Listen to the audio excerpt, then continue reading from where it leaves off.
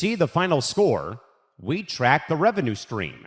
Welcome to the show that treats the sports world like the multi-billion-dollar business it is.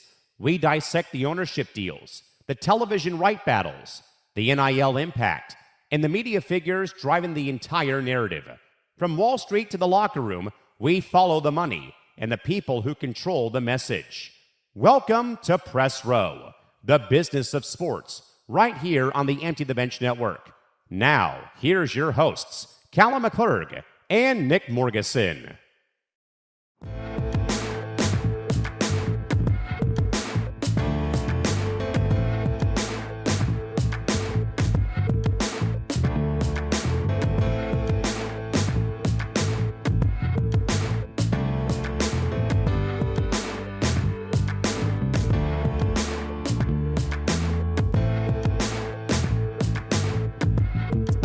Hello again, my friends. Happy Wednesday. More importantly, welcome to April 1st on this, I think, episode 50. I lost track, but we are here again, folks. It's 42.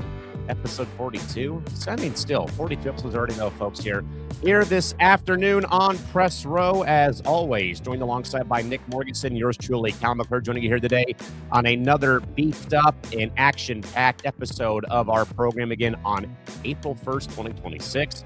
Mr. Morgasen, we're already here. Why is time like flying by when we're having fun? Good to see you as always, my man. How we doing today? Hanging in there. Happy April Fool's Day if you celebrate that day, even though you and I were discussing before the show that we think that's the most useless holiday on the calendar. What's more useless, April Fool's Day or Valentine's Day? Well, Valentine's Day is just a Hallmark holiday, which people just want gifts and jewelry and chocolate. God, that just sounds like someone who's going through a tailspin of chocolate. Chocolate. I've always hated it.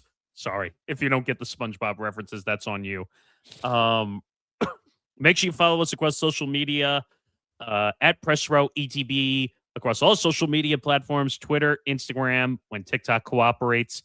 Follow us across YouTube, youtube.com/ETB Network, and follow the Empty the Bench Network at ETB Network across all social media platforms, Twitter, Instagram, and TikTok. A lot coming up. YouTube.com/ETB Network, as I said before, like and subscribe. So please check it out. And we have a great guest coming up in the third hour of the show.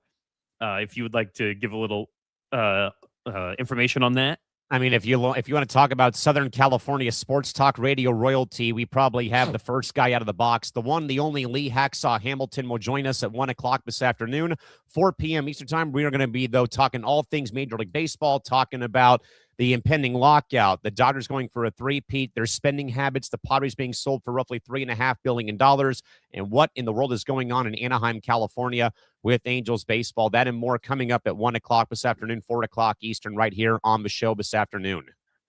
Yeah, so we got an incredible show. It's an action-packed show today. We're going to get into the Tiger Woods situation. A lot more has come out since we've followed along the story. A new one, which is out of the box. Jaden Ivey released for conduct detrimental to the Bulls. And we have some videos we'll share. Some of it disturbing, some of it a little he said, she said opinion. So we'll get into all that. And some of it is this NBA's version of a double standard. Yes. Also, we'll get into that. Also, Puka Nacua sued for anti-Semitic allegations, and he allegedly left bite marks on a woman. And there are pictures of that out there, so we're not making that up. Also, Canucks reporter banned for investigating the ownership of the team. You know I have a problem with this already. Oh, yeah. I mean, we both do for many reasons. The Connecticut Sun move officially to Houston. Kathy Engelbert is up to her tricks again. I'll just leave it at that. FanDuel TV is going to be phased out. And we have some other stuff that goes along with that FanDuel TV story as well. Like we said, Lee Hacksaw Hamilton, 4 p.m. Eastern. So don't miss that. Poly Market back in the news again. Netflix, enjoying your all-time favorite sport. Yeah. So we have a lot to get into. Also, happy Passover if you celebrate like I do. Um, so if you're at home and it's mostly spring break for most of the East Coast, at It is least. out here too. Okay. So if you're home, watch our show, come enjoy it because we're going to put on a show because there's quite a bit of news. So And more importantly, if you're viewing us live on YouTube or on Twitter, go ahead and hit up that live chat box. Good, bad, ugly, or indifferent. Go ahead and give us your thoughts on all things sports, business, and media with that, though, Nick. We'll kick off, though, with obviously the biggest headline in sports as we get ready for the Masters coming up in just over 8 days in Augusta, Georgia. But once again, though, Nick, sadly, golf icon Tiger Woods officially, though, as of Tuesday evening, entered a written plea of not guilty on Tuesday following his Friday morning DUI arrest last week in Martin County, Florida. Via a pre-release statement made in the evening on Tuesday, Tiger Woods did announce that he is stepping away to prioritize his well-being and will seek professional treatment, effectively withdrawing from the upcoming Masters tournament coming up in just over a week from Augusta National.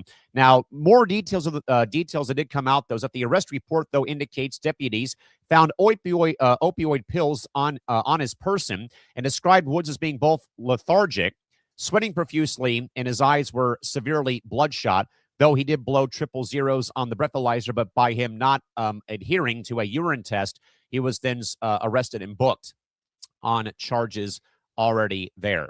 So, Nick, sadly, we're talking about this for the second time in 5 years when it comes to Tiger Woods being involved with a DUI or incident like this.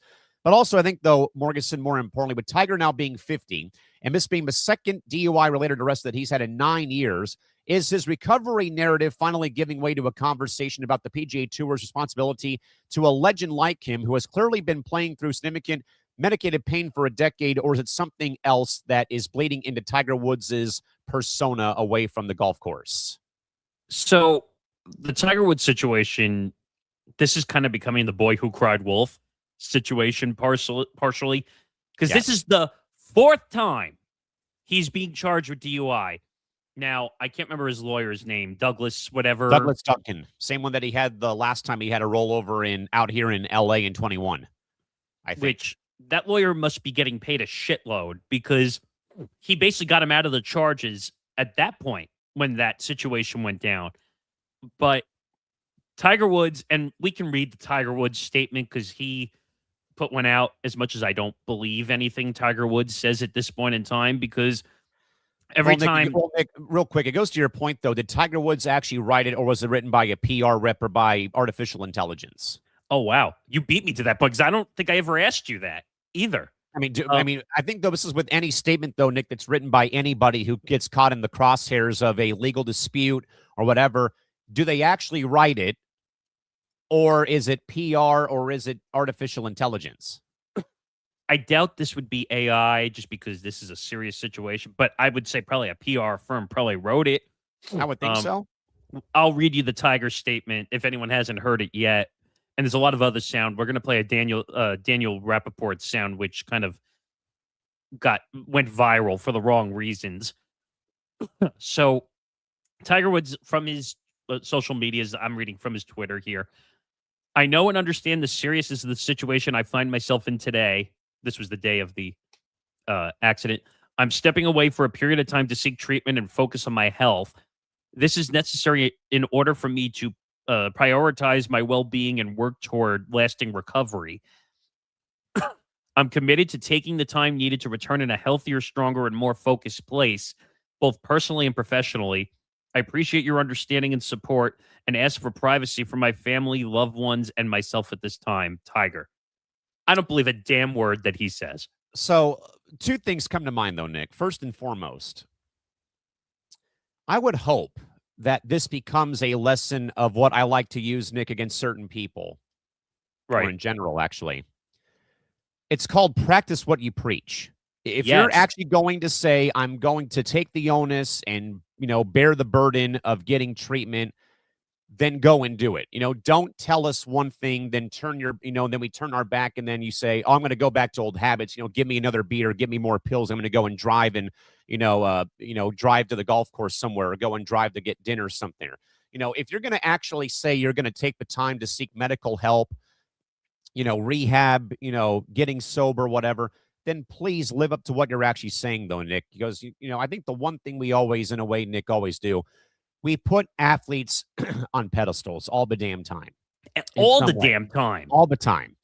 And this is where, again, we were always of the belief, though, hey, your athletes are supposed to be role models in some way. Well, I would hope, though, if there's people who love Tiger Woods as much as you and I, do, then I would hope, though, that he would actually go and practice what he preaches by saying, hey, I'm going to go to rehab, 12-step program, 30-step program, go back, That's what I would hope, though, is that if you're going to actually write that publicly and say that, and, here's the statement, leave me alone, I want to be, have my privacy, then actually go out there and live by what you're saying you're going to do.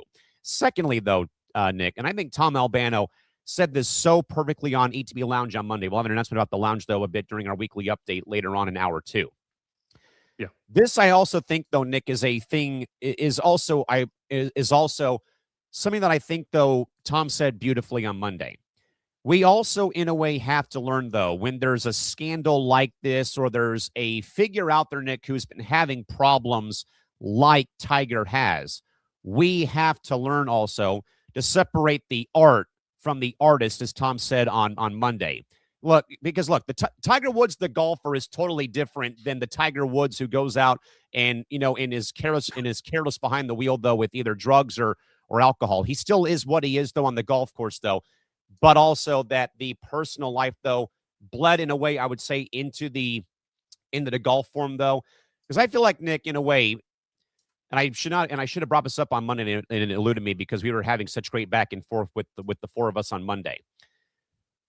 Why do I feel like, though, the turning point for Tiger's golf career, take the personal crap away for just a second, but that the personal career downfall for Tiger Woods on the golf course was him fighting through the broken leg, the bad back, and the ruptured Achilles and ACL at Torrey Pines way back in 2008, where he beat Rocco Mediate in like a 3-round playoff, where, again, he was literally using his club as a walking cane. Because, again, as Dino said, though, you can't be driven around the golf course. You got to walk the full 18 holes. And well, here, that's Tiger, rule. Yeah, it's a rule in place. And here you're watching this guy, Nick, with brittled legs, a bad back, whatever else he had on, though, and he still, though, walks that damn course. And by the way, and I've walked that course. It is not easy to navigate at Torrey Pines in La Jolla, and he still wins the tournament, though. But why, though, Nick, do I feel like, though, that all the injuries that he played through during that tournament all began to, in a way, catch up, though, as time had gone on, though, on top of all the other layers, though, Nick, of the tabloid headlines, the marital problems, cheating on his wife, going through different partners.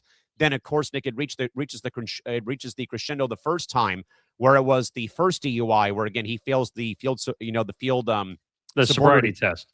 Test. Then it went to the 2021 crash, though, after the Genesis tournament at the Riviera on the west side of LA, where, again, he rolled over. That was the first one, though, Nick, that I think really startled people, because we were, I think, literally coming off losing Kobe Bryant the year prior. Yes. That would have been two major sporting icons that would have deceased within a year of each other. And then it's the battle back, though, with him winning the Masters, I think, in 19 or 20 or 22, and how Jim Nantz called it, the return to glory for Tiger Woods at the end of that round. And now, again, though, Nick, we see him, though, literally this time last week, TGL finals, playing for his team. And, he looked like he was, back in the, back in good spirits, though. Then, of course, Friday happens. So I don't know, Nick, where else we can go from this here. Other than that, I just hope, though, Tiger, if you're actually going to be writing that in that statement, live up to those words, my man, and please take care of yourself is all I ask. Yeah, but here's the thing, and maybe I'm going to have a little more of a frustration over this than some people will, and maybe I'll say the quiet part out loud because some people will not. I don't have partial sympathy for Tiger Woods. I think after this one, I think any sympathy now is no longer warranted. The first time, maybe, but not when it becomes, the domino effect of it keeps on cascading and it keeps, the dominoes keep falling into place every other year. I'm going to say this again because I said it before. 4 DUIs, okay? And we're talking about a double standard, which we're going to talk about in the story after this, too. If this is no-name golfer getting a DUI, what happens? or if it's the average Joe in Jupiter, Florida, getting a DUI, not even anyone of any kind of celebratory status. Well, okay, but my point is, if it's not Tiger Woods, that person is doing time for a long time, and that's it. This is freaking Tiger Woods, okay? Where Now, correct me if I'm wrong, real quick, Nick.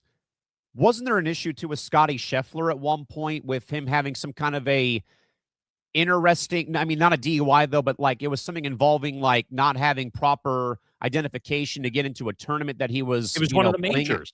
Yeah, it was one of the majors, I think, in the Midwest somewhere, I want to say. I'm looking it up. But I think he got pulled over the morning of the final round, though, of a tournament that he ended up winning, though. You're talking about when he ended up in jail because he tried Yes. to go past the police checkpoint at Yes. Oh, actually, what year was it? Was it 24? Fairly recently. I think it was 24. So he was detained by Louisville police in a bizarre incident before the second round of the PGA Championship. Yeah, a major. That's what it was. And there was a traffic accident right around where the checkpoint was. Scheffler attempted to drive around security, which led to a whole chase down and all that stuff. Because again, Scheffler's the number one golfer in the world, still is. And that led to a whole situation. He was in jail, but he was out to play the next round. If that's not a public figure, they're stuck in that jail. I'm going to tell you that right now. Same thing with Tiger Woods. Okay. Tiger Woods, for the second time, flipped his car. Second time in 5 years. Second time in 5 years. Flipped his car. Hit a car.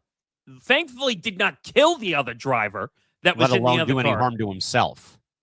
Well, I still think the damage is done because he flipped his car. But amazingly, he did not suffer any injuries flipping the car. And what's making me upset of this whole situation, he's claiming that, oh, I was looking at my phone or I was changing the radio and that's why I lost control and the car flipped. Come on, man. Who are you fooling? Yeah, I mean, you're not fooling anybody who has half a brain with that whole thing because, you can literally change the radio, as you said last night in our, pre-show debrief. You can change your audio. You can, look at your phone quickly to look at a notification while keeping your eyes on the road. I mean, it's not that hard. Well, but anything though to cover up the fact that he had, oxycodone pills on him or whatever pills he had on him or opioids on him, anything to cover it up is all is what he literally did there to save face. And by the way, this is not the first time he's had pills. Now, everyone's saying, oh, they're pain medication because of the back injury. And sadly, though, these pills, though, gang, they're very damn addictive. And I think you've heard Nick be very honest about his dad's condition, though, when it's come to surgery and pills, too. Now, he never had an issue, but the doctor told him right off the bat, we're giving you this up. Hey, you got to stay monitored. Just make sure that you're watching, that you don't get attached. And I'll never understand this to this day. Quick 2-minute rant here of, you find it ironic that when you have a major surgery, they give you something that's addictive as a pain medication. Every damn time. How does that make any sense? It doesn't. No kidding. Because you can't, it's not like you can get up and move around. So what's going to happen? You're going to get addicted to the medication because you have to keep taking it for pain. Yeah.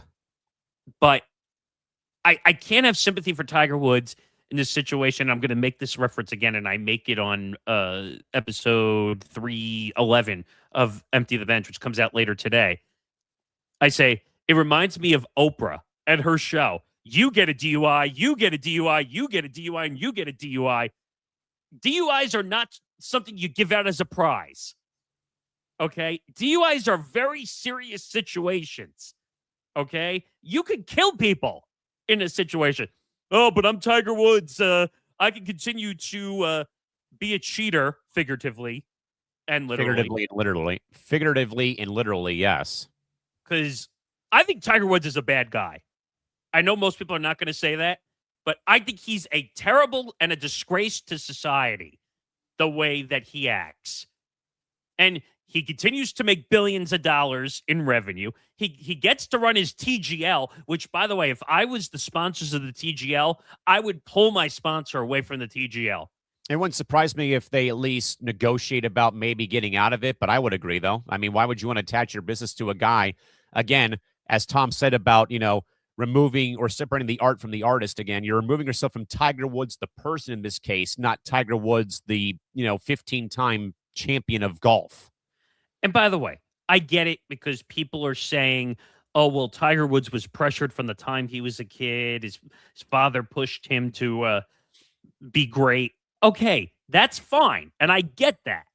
But you can't be boneheaded and make these decisions and start affecting people's lives because of it. Tiger Woods needs to own up. First of all, I don't believe any of that statement that was put out by Tiger Woods whatsoever. I don't either. Because when I continue to look at this statement, and now he's saying he's stepping away, and everyone feels bad for him because, oh, we hope Tiger Woods is okay and he can get his life under control. He's got to get his own life under control. That's the problem. And to say he understands a serious situation, that's BS. I mean, if it was that serious, then why did you not learn from DUI 321? And to say I'm stepping away for a period of time to seek treatment, are you actually going to seek treatment? I think it's time to retire.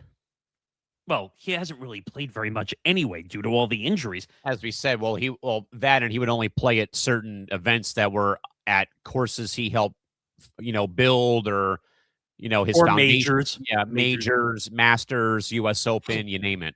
But he's got to go to rehab. I'm just going to point blank say he's got to go to one of those. You and I were talking about this the other night. He's got to go away, and he's got to go live temporarily in a rehab.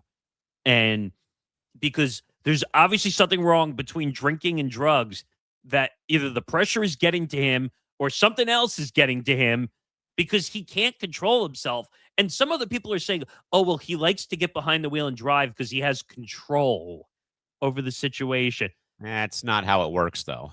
Can you explain what that means to me? I don't know what that means. I don't have a license, so I couldn't tell you. Like they're saying that because he's on his own, he can control what's going on because most of the time he's around other people and he's got to do stuff for other people. But I want you to listen to the Rappaport audio. I want everyone to listen to the Daniel Rappaport audio because this kind of got very, what would you say, misinterpreted. I think it did, but let's hear it real quick. All right, just woke up in Japan, another Tiger Woods car accident. Pretty awful news to wake up to. First, most important thing, it seems like everyone's okay. That's obviously number one. It's just really sad. Taking off the journalist hat a little bit, I think a lot of us, grew up idolizing this guy, and this is not what we want to see him in the news for. The fact that his body's in this condition, the fact that he continues to, put himself behind the wheel, it seems like in circumstances like this. He seemed so good at TGL just a couple weeks ago, happy and engaged, and I think we all just want to see Tiger happy, and well. He's provided us with so many incredible moments and memories, and it's just a huge bummer. It's just really, really sad. Can someone explain to me how this is sad? You and I were talking about this last night. Where does the term sad come into in this scenario? Because I don't see it. I don't either. I mean, like I tried to say last night, is that I think people kind of in a way react to celebrity or important figure news differently, where, obviously Dan felt one way about it. And obviously it's maybe not to what other people think, but again, it's all personal thoughts, personal opinions about the whole thing. At the same time, Tiger Woods inflicted this situation on himself. Okay? There's no peer pressure here. He decided to get in that car. Yes. And drive. He decided to have the pills in his pocket, which, by the way, don't you find that a little suspicious? that he had 2 open pills inside his pocket. Yeah, I mean, who knows what would have happened? And thankfully, we don't have to think about what would have happened next. But still, that And the thing is, I hate to make this comparison too, and then we'll move on from this, is think about the Henry Ruggs situation, okay? now, correct me if I'm wrong. Was he also drunk when he had killed that family in Vegas, or was he So just going a million miles an hour? No, he was literally drunk. Drunk. Okay. And it was a woman and her dog in a car. I think he was going 123 miles an hour. And Maybe faster, I think, if memory serves me correct. I just remember it was in the 120s, which you shouldn't be going 120 miles an hour regardless. But he ended up crashing into a innocent woman and her dog's car and killed them on the spot. Okay? And I'm not saying they're the same thing because Tiger Woods didn't kill somebody, but it could have. And first of all, the NFL has their own version of Uber, which they offer free to players to be picked up. Ruggs was driving 156 miles an hour. Oh, shit. Really? Hours before the incident, Ruggs and his girlfriend, Kiara Kilgill Washington, were seen drinking at a Topgolf location on the Las Vegas Strip by the MGM Grand. They left after midnight in his Chevrolet Corvette. Police produced digital evidence shortly thereafter, showing roughly that at 3:39 a.m. local time, that they were driving over 156 miles an hour, with Ruggs slamming into the Toyota RAV4 driven by the victim. Clark County coroner determined that the driver and her dog burned to death as the vehicle was engulfed in flames following the collision. Yes, and that part I remember thoroughly because I felt really bad, like for that situation for the woman and her dog. But again, DUI. Yes, the Ruggs situation still. Christy, the Ruggs situation infuriates a lot of people because these guys are worth millions of dollars. Tiger's worth millions of dollars. You're telling me Tiger Woods, who's worth over $1 billion, can't afford a private driver around the clock? Or let alone afford a Uber or a Lyft home? Come on now. Well, forget Uber and Lyft because I don't think that, because technically that would be above Tiger Woods. But you're telling me he couldn't afford a 24/7 private driver to wherever he had to go? Or something along those lines. And that's what infuriates me about this situation and that situation with Henry Ruggs. And all the other ones, too. Both situations could have been avoided. The Tiger Woods situation could have been avoided if he just called a private driver and said, "Can you take me where I need to go?" Okay? That's why I don't have sympathy for Tiger Woods. Tiger Woods, if he's going to be sincere and he's going to go away and get help, maybe I would give him another chance as a human being. But right now, his track record going all the way back to 2009, when I think the first DUI happened, just stop driving. Stop driving. It's as simple as that. Tiger, we don't want to see you die. We don't want to see you. Can you imagine if that were in the headlines of one day? Like you said. I hope not, but yes, I get what you're saying. When you said Kobe Bryant passed away, remember, it was all over the news for weeks. Likely, rightly so, because he's a legend in the sport. Now, things he did off court, different story. But my point is, separating the art from the artist. Correct. In that situation, that wasn't Kobe's fault. What happened? The helicopter crashed, and that was it. This situation, Tiger could have controlled it in every way, shape, or form. Now, do things happen to vehicles where sometimes they malfunction and all this stuff? Sure, but that's not what this was. He flipped his own car. Plain and simple. End of story. Tiger's got to go away for a while. All right, Nick, from all things golf, all things NBA basketball. My goodness gracious, we got a bit of a mess on our hands here, Nick, with the Chicago Bulls, effective over the course of the last couple days, announced their intentions to officially release guard Jaden Ivey following what the team had called conduct detrimental to the team. The move stems from a series of anti-gay commentary that was made by Ivey over the course of 3 45-minute-long IG Live videos, with even, Nick, some unconfirmed reports that Bulls players had even, in a way, tried to distance himself away from Jaden during the course of practices, after games were over, and whatnot. The league office is right now monitoring his status as he enters free agency under a cloud of controversy. And I believe, Nick, we have some of the video here that we can share from Jaden's perspective regarding the NBA's celebration of Pride Month over the past couple of, or over the course of March? Yeah, we got quite a few because they leaked out. Because what do I tell you all the time, regardless if it's IG Live or any live, even though Instagram, if you don't save it, it goes away. What are people doing when you're a public figure, when you go Screen live? recording. So we have 4 videos we're going to look at. We'll get to these as quickly as we can to keep the flow going here, but let's have a look. So let's grab the first video here. And I'm just going to set, if you want to say the line of a little bit of viewer discretion. Yeah, here. A little bit of viewer and listener discretion is advised here because the first video, by the way, comes from a plane over the course of the last couple of days. So I'm just going to warn you, he does talk about porn addicts, drinking. So just be aware that this is his views, not ours. This is his views. So let's take a listen, and you're going to be a little horrified what you hear. That's why you got Steph Curry, and he not even surrendered. And y'all believe he's a Christian. Y'all believe he's a Christian because he wrote Philippians 4:13. Y'all think he's a Christian. But he cursing just like the world. We are now about 30 to go, so please take your seats, fasten your seatbelt. Friendship with the world is enmity with God. He's friendship with the world. He don't know Jesus. And I pray he comes to the truth. That him and his family will be saved in Jesus' name.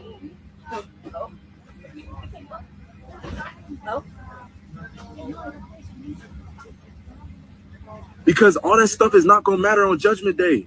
All them rings he got. All them rings LeBron got. All them rings Michael Jordan got. So that's number one. So a lot of judgments on Steph Curry, Michael Jordan, LeBron. A lot going on here. Nick, I cringe at this, sadly, and not for the reasons people might think.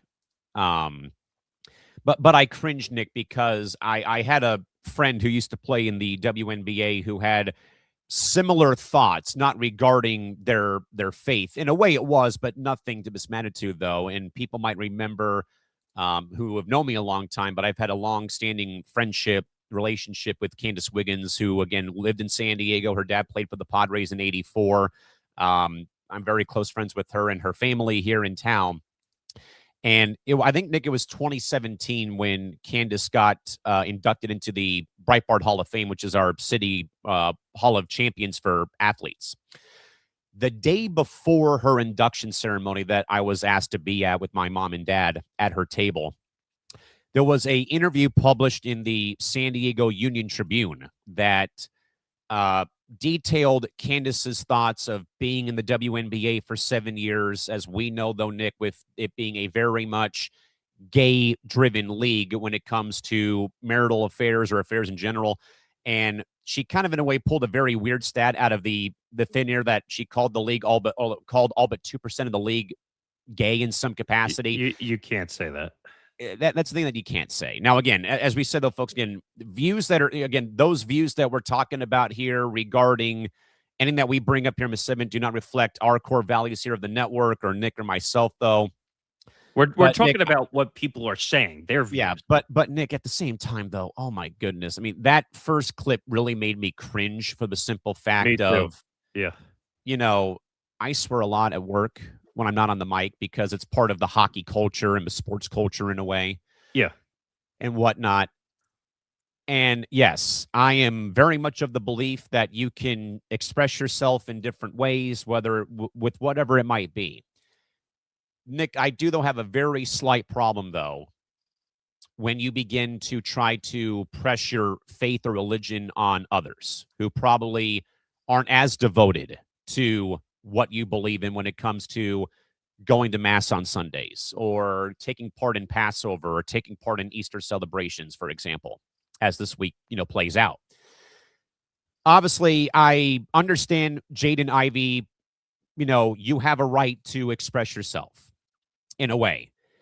This, though, Nick, was not the right way to go about it. When you begin to drag other people like Steph Curry LeBron, Michael Jordan, that the only thing I will say, though, Nick, is that when we all pass, no one's going to remember us for money, fame, rings if you win championships, though. But I do, though, have a problem, though, that you drag other people in for how they act on the court. Like, this isn't Ken Rosenthal, for example, with the Padres in 2024.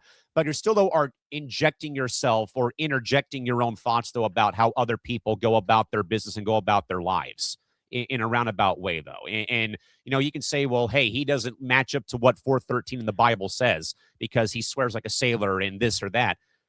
Okay, he can write it, but you don't have to force your opinion on, your own opinions on how you view the outside world onto those of us that don't care in a way to give our own expressions of this way about our faith or whatever it might in fact be. I just don't understand this because you have to remember, okay, that one, he's got an employer that he works for in this scenario when it Which comes is the Chicago Bulls in this case before he got released. Yes. Cursing like a sailor doesn't make you bitter. Yeah, I agree with that. Yeah.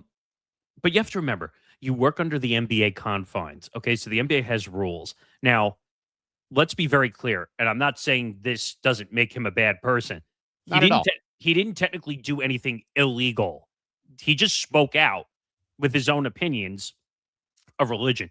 Now, excuse me, should he be going after other people's religious beliefs on an Absolutely Instagram Live? Not. You No. keep that to yourself. And that's my big thing, Nick. Yeah. There's two things in life that you don't force on people: your religion and your political beliefs. That's it. Yeah. I mean, you have the right to have your opinion on what you think about someone, but Just don't be shoving them down other people's throats. Let them make their own assumptions and make their own thoughts. I mean, heck, we have opinions for 3 hours a weekly show, what we think about athletes, but we never say, hey, this is what they should be doing or this is what they shouldn't be doing. Like, right. But at the same time, when you look at Jaden Ivey and you say, was that really the smartest move, considering he was a highly drafted player out of college? He's number 5 overall pick. Has he ever heard of these words? Thou shalt not judge. Exactly.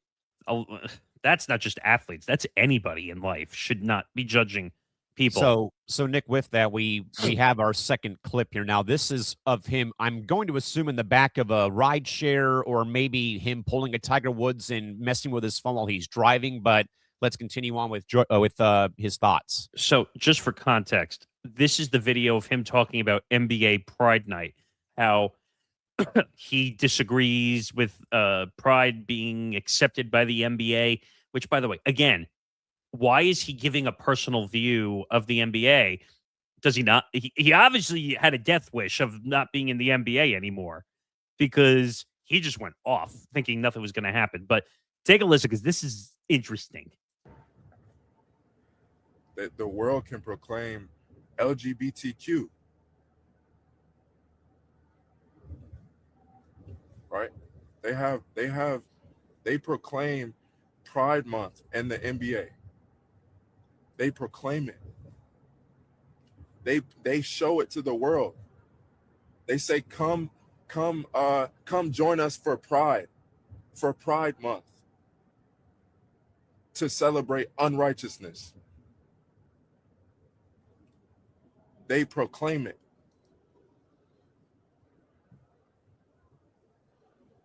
They proclaim it on the billboards. They proclaim it in the streets. Unrighteousness. So how is it that one can't speak righteousness? How is it one that how are they to say that you man, this man is crazy? You are crazy, sir. You are crazy. So again, Nick, that goes back to my argument from the Magic City Monday fallout from back in March with the Atlanta Hawks having their, strip club theme night game promotion removed or banned by the NBA, or not banned, but the NBA told them, rethink what you're doing here.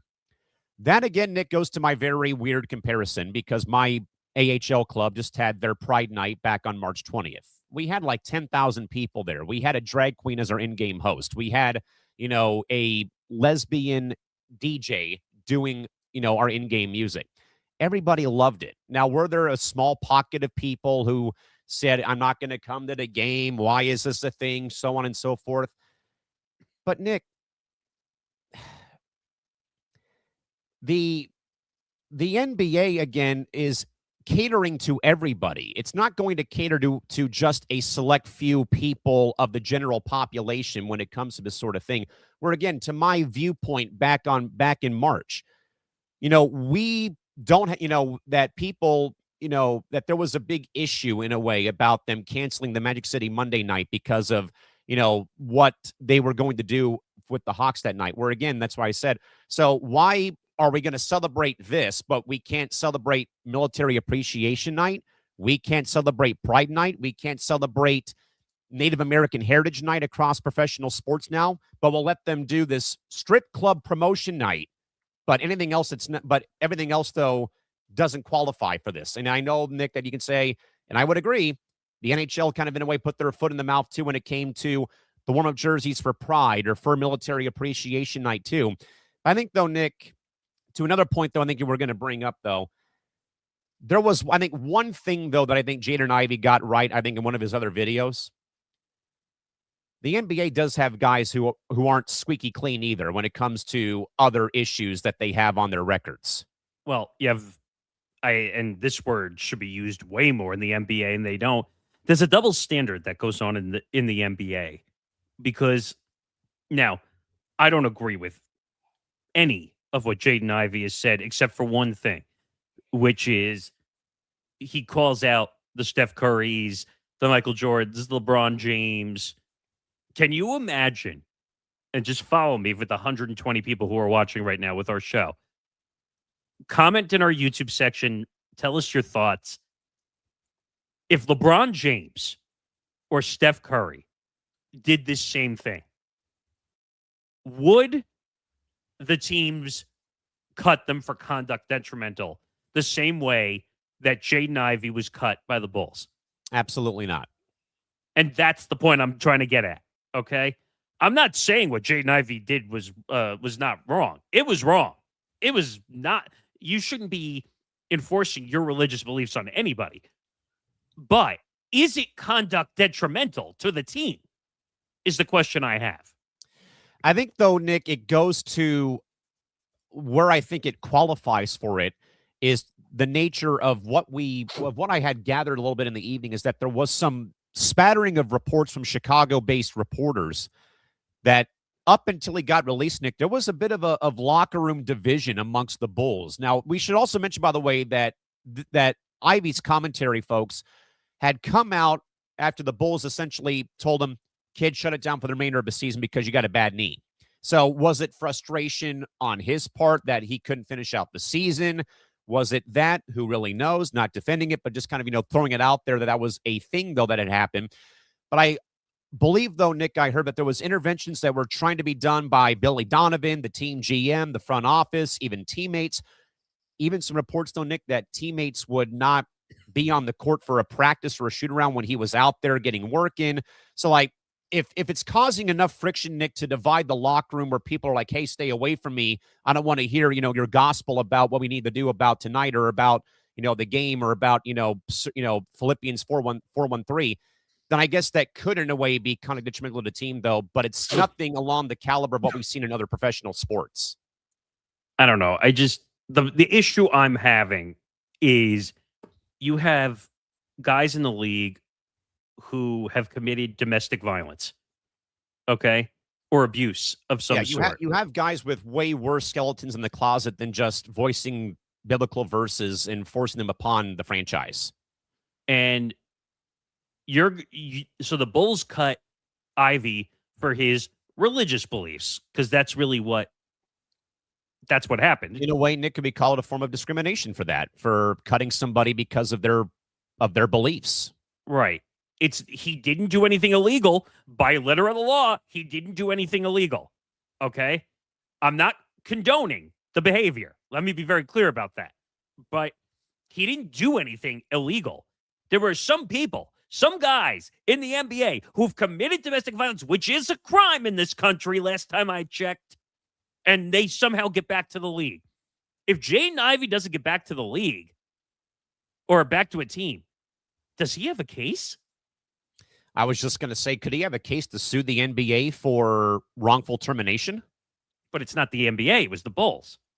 Could he sue the Bulls in the NBA for wrongful termination? It's a good point. I don't know if he would win that because they could technically say, oh, well, he broke rules of conduct, and that's what got him released. But if you're going to cut somebody for their religious beliefs, you got to go cut every person who's committed a crime, domestic violence, gun violence. Ja Morant should not be in this league right now at all. If you're going to cut Jaden Ivey for religious beliefs. Now, let me be careful with the fact and say that they're not the same thing. But I would actually think the Ja Morant situation is worse. That's probably one of the, away from the gambling scandal, Nick, it's probably one of the worst NBA things we've had happen last, 5 to 10 years? Yeah. I mean, and that wasn't his only incident. No, he had multiple ones during that playoff run that they were on a couple years ago or a few years ago. And remember, what is he, 23 or 24 years old? He's got a kid, so he's endangering the welfare of a child at the same time when he was doing that stuff. If he's not out of the league, then how is Jaden Ivey out of the league? Yeah, which again, double standard, double-edged sword. Because I'll tell you right now, LeBron could commit the worst crime in the entire world right now. As long as it doesn't put him away for life, what do you think the NBA is going to do? Let him play. Let him play.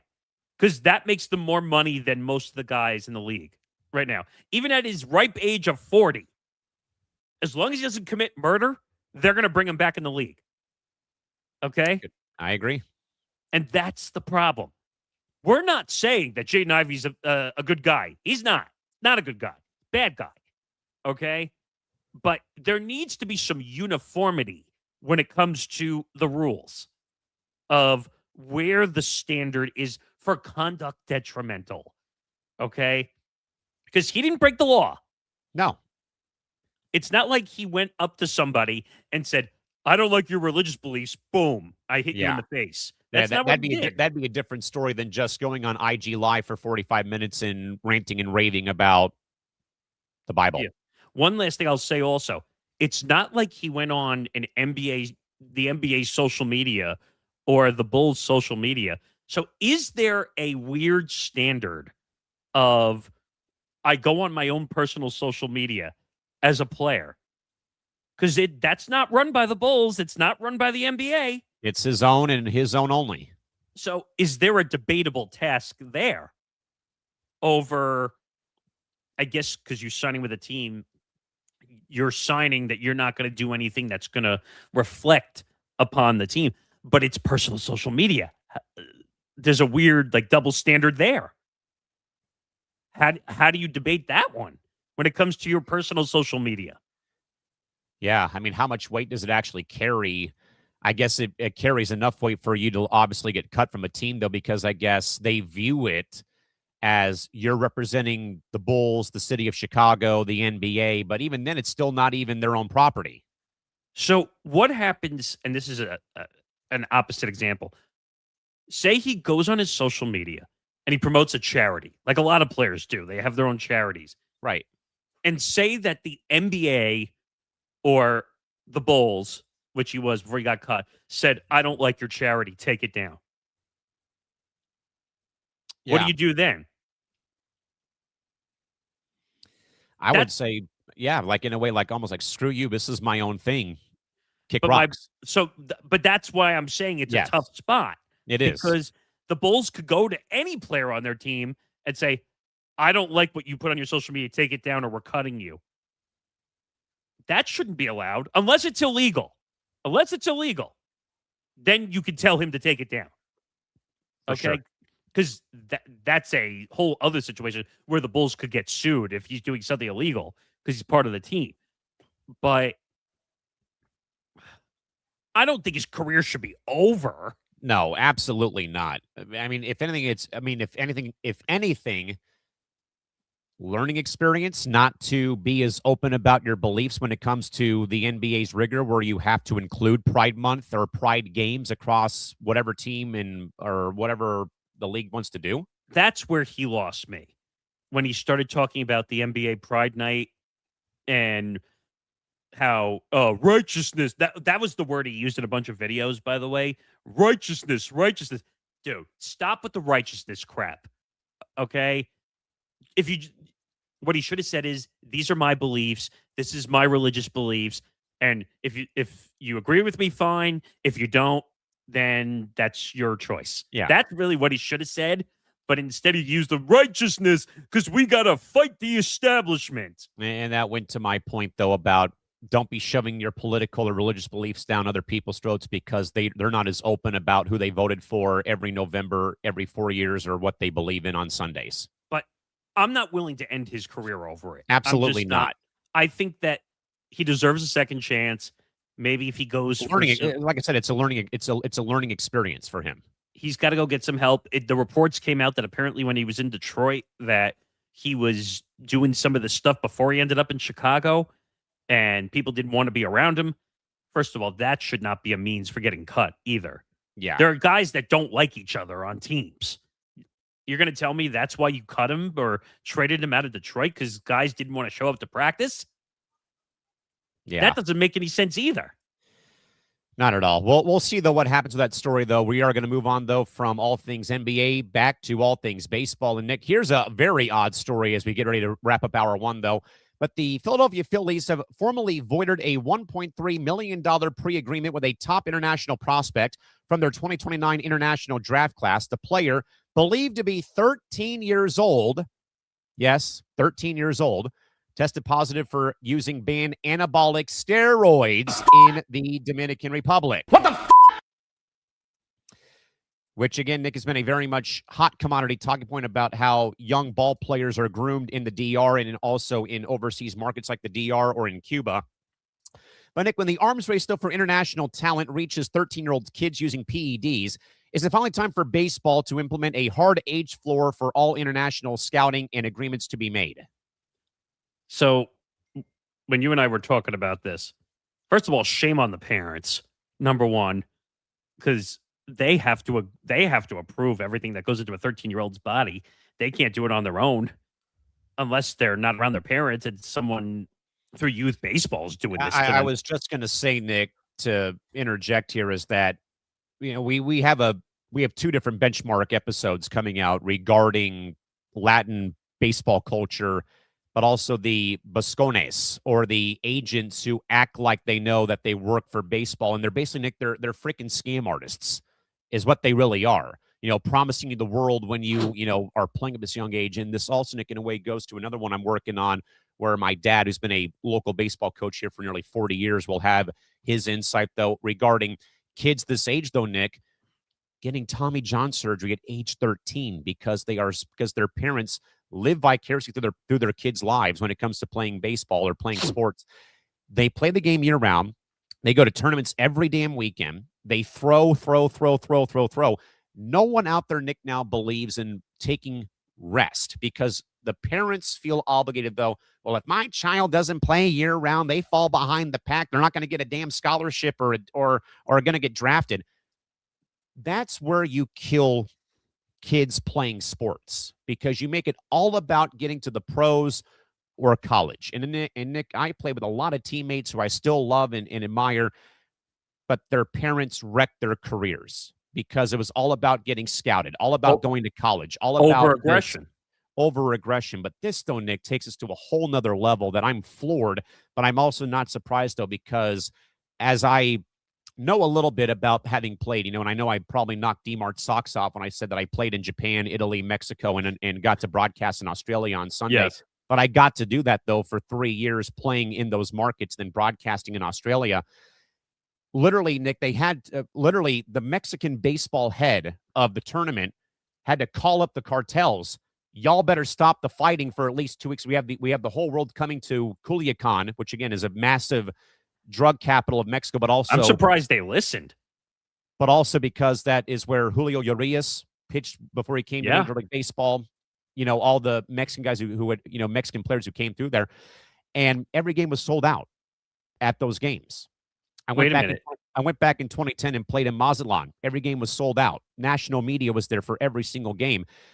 But though, Nick, in Mexico, down in like the Caribbean with the DR and Cuba, the Bascones are notorious. They are, again, these like third-party agents who Scam artists.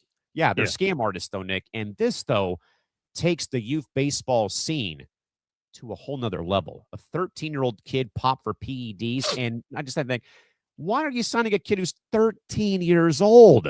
Well, it says, I'm reading the story, it says it was a handshake deal, going back to your point about whether the deal was real or not.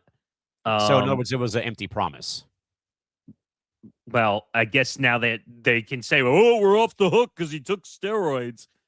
But again, shame on the parents, shame on the youth, whatever leagues or whatever. The only thing I'd say is we can say shame on the parents, but what if the youth doesn't have parents? He has maybe a legal, what if it's, if it's not parents, it's, it's legal guardianship for somebody out there. But Doesn't still, matter. I agree. Doesn't matter. 13-year-old taking steroids, that's the headline right now. A 13-year-old taking steroids. First of all, the body's not even developed, and they're taking steroids already? What does that say about baseball today? That at 13, we have to be over-aggressive because our parents, or if you say guardians, are so worried because some of these families probably don't have a pot to piss in. Sorry, but that's just what the reality is. And they're, like you said, trying to live through their kids because that's the only way they're going to make millions of dollars. And that's the only way they're going to survive. And Nick, I think I laid that out in the episode of Small Market Edition where I talked about my travel team 20 years ago that went to your neck of the woods and won it all and beat a team from D-Mart's home state of New Jersey in extra innings. We didn't care about getting scouted, getting drafted. Back then, thank God social media wasn't a damn thing, because then we'd be having to make these stupid reels of me laying down suicide squeeze bunts or striking out 5 times a game or dropping fly balls and, fly balls. Like, that's not the point of youth sports. It's to let your kids go out, have fun, make friendships, learn skills, not to worry about 15 years down the road when they're going to be, in high school or in college, and I think, Nick, it's why I've lost a lot of faith in like high school baseball, the youth baseball scene, even the little league scene where I work usually over the summer. It's just getting more and more and more out of control. Parents are out of control. It's all about, you have to live stream every damn game your kids play. You have to keep the game changer stats. You got to do this. It's like, what's the fun in that is all I would ask any parent out there who, again, is just living so damn vicariously through their kid's career because they didn't own they couldn't live up to those expectations of that age either. I just want to point out something else, because this MSN story did a really good job on this whole story. Apparently, the Royals and the Brewers have also canceled similar agreements in recent months, reinforcing a worrying trend in the international market. The Padres did that with a kid who lied about his age. Well, that's illegal. That's a different situation. But why are all these teams reaching to 13-year-old kids? Well, on the fact it's not for 3 more years that they would even be able to even come to major league camp or even minor league camp, for God's sakes. Oh, forget that. Why are you taking steroids at 13 years old? Especially if they're from Latin America, Nick, they don't know any better, sadly. And like I said, though, we're going to get to the, we're going to talk about eventually, about Cuban baseball and Latin American baseball. I mean, Nick, stories of like Levon Hernandez, the late great Jose Fernandez. They're the only way off those islands is through baseball. Do you have to sometimes bend the rules to get over here? Defecting. For sure. Defecting. Yeah, defecting. Or in this case, again, you sign at age 10 to play for the Padres, for example, and you're not eligible until you're 18. But even then, steroids, again, it's just another layer, though, Nick, to how those kinds of baseball operations are run, and why baseball does not stick their neck out more often is beyond me. But quickly, and I'll say this, that Philly is not the only team that's done this. Yeah, Let's be not at very all. clear. They just happened to be in the headline that a kid got caught for steroids and they had $1 million handshake deal. By the way, $1 million for a A 13-year-old $1.3 kid? million handshake deal was already in place. For a 13-year-old kid. Yeah. No, How does thanks. that make any sense? It doesn't. I'll tell you, zero. It makes no sense. And you're not eligible until 16 anyway to join a franchise in the minors, right? Which, Yes. first of all, no kid should be supporting themselves at 16 years old in the minors who doesn't make any money to begin with, which you did a whole episode on. As you will, and by the way, you'll hear about that in 2 weeks' time when we have the longest bus ride episode, which details minor league baseball on Small Market Edition. But I'll leave that one there because we got to move on. So we will move on, though. But as a quick reminder, though, gang, we are chasing the 4,000 watch hour goal on YouTube to hit the next big milestone. If you're enjoying the deep dives, head over to the channel and subscribe today at youtube.com/ETB Network. And that's youtube.com/ETB Network. We thank you again for joining us here today with over 127 people already here joining us today. Nick, to finish off hour one, though, more legal woes here for Puka Nacua of the LA Rams, who was sued early on Wednesday. The lawsuit alleges that on New Year's Eve of last year, that Nacua had made both anti-Semitic statements and also had bit not one but two women. The Rams did issue a brief statement acknowledging the civil lawsuit, but have not yet taken further action against Nacua. But Nick, this is still, though, a problem, though, for the NFL, who again tries to promote their Inspire Change initiative. But how does the league, though, once again reconcile the specific violent allegations against one of the league's young, up-and-coming, bright young superstars? Dumbass. I mean, that's what I think of Puka Nacua in this situation. There was reports, there were pictures, TMZ put them out, of like full bite marks, like full mouth. Oh, and teeth. it was very much gruesome to look at. Now, I don't know if those were 100% confirmed, but if that's the case, his ass needs to be suspended.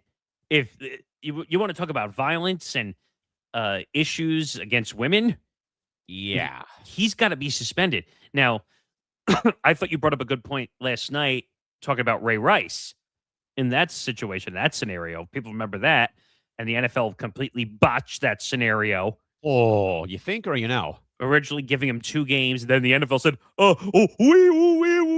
we messed that up, and let's turn it into 10 games. And then the NFL PGA said, no, you already said 2 games. You can't change it to 10.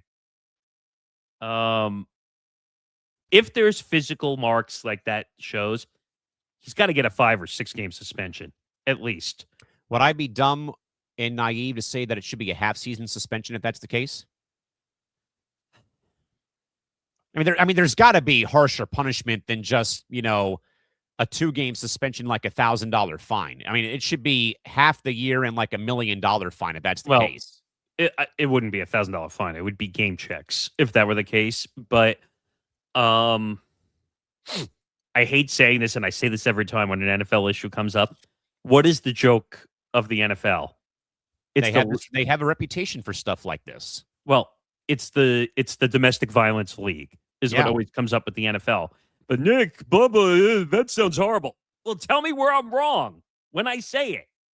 The league has an issue with domestic violence. And they've never really been able to get a full grasp on it ever since the Ray Rice issue happened years ago.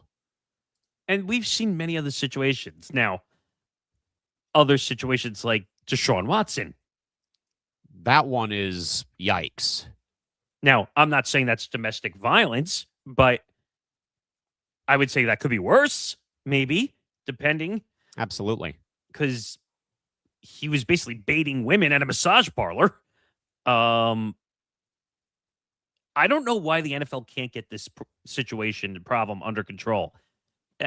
The way I would look at it is, if you commit any violence whatsoever, they need to do like what baseball did with steroids, where they finally changed it to be more severe.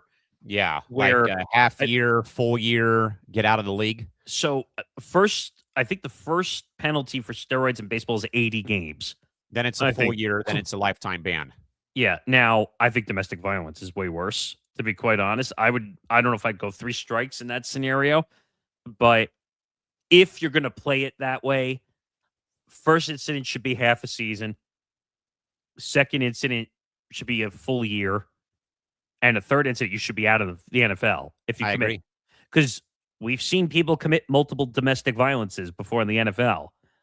Because once you do it, does it mean you're ever going to do it again? Not necessarily, but you have a track record. You have a track record.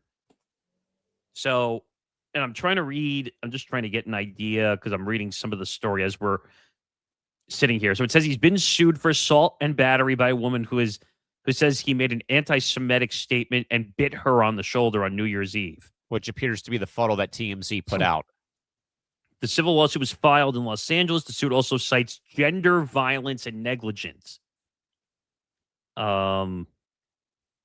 also says the plaintiff, I won't mention the name, claimed Nakua made an anti-Semitic exclamation that emotionally distressed her when they were together in Century City.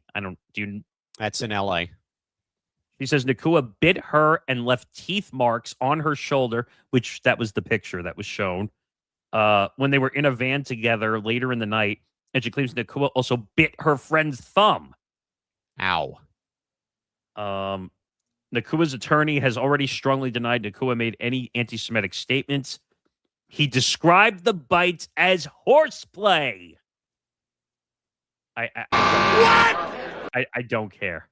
That's horrible.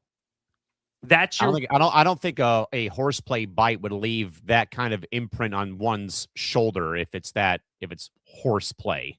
Is this like, and I don't know if you remember this because Tom and I did this a while back when the Trevor Bauer situation. Yes, I remember it very well. Do you remember when Trevor came out and said, "Oh, well, she's nuts. She wanted to do all this stuff and blah, blah, blah, blah, blah." Doesn't make it right. Doesn't mean just because she said, okay, it doesn't mean it's right. Right? Exactly. Just because someone says, oh, jump off a bridge, are you going to do it? No. Now, that's a little bit of an extreme example, but if the pictures are real, which means there is evidence out there, he's got to be suspended. Yeah. But the problem is the NFL, because he's a top wide receiver, what's going to happen? He's going to get slapped on the wrist because the NFL cares more about its bottom line than it does protecting people or doing the right thing. And that's the problem we run into in this scenario with Puka Nacua. Big time. And if you're not going to punish the top players, then technically you shouldn't be punishing the below players either. I agree. Because what happens if you get the 50th person on the roster who commits some form of violence on a woman? I mean, I was going to say, look at Matt Ariza, who's the punter for the Chiefs, I think, who went to San Diego State. He was wrongfully accused of gang rape when he was in college, and it cost him his role with the Bills and he was out for like a year plus fighting off lawsuits until he finally won and got let back into the league. Right. Now, that was a false accusation, though. I know it's not the same thing, but still.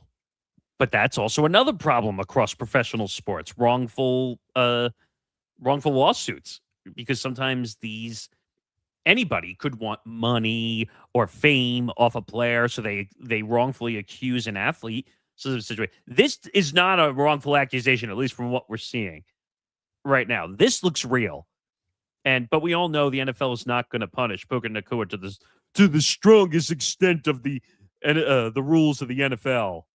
They're just not. They're not going to. They need him. Exactly. All right, Nick. Before we get to hour 2 official, let's get to the ETB weekly update.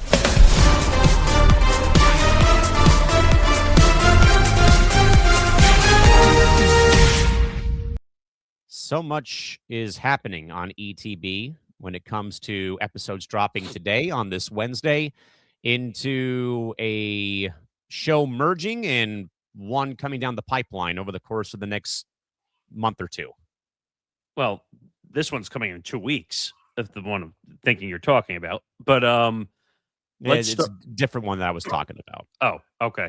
But so number one, ETB Sports with Zan and myself drops later today in about less than 3 hours from now, 6 p.m. Eastern, 3 p.m. Pacific.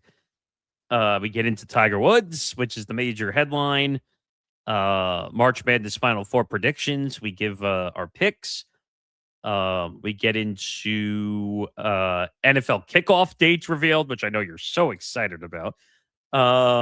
And Dana White being a jerk. Again, you're muted. I'll probably be I'll probably be at work when the NFL kicks off their new season anyway, so big deal. I was kidding. But yeah, and Dana White being a complete asshole again. And We knew that already. Did you see that someone called him out at a post press conference because they're using AI to make their graphics? Really? And he basically told him to F off. Oh, of course. But I said to Zan the other day, I said Dana White is like a robot, where like every time because he doesn't answer, F you, F you, F you, F you. And I knew Dana a little bit because his kids played football at my university. But I'm saying that used to never be Dana White. Dana White never was afraid of answering questions. Now he just tells everybody to go F off instead, which doesn't make any sense.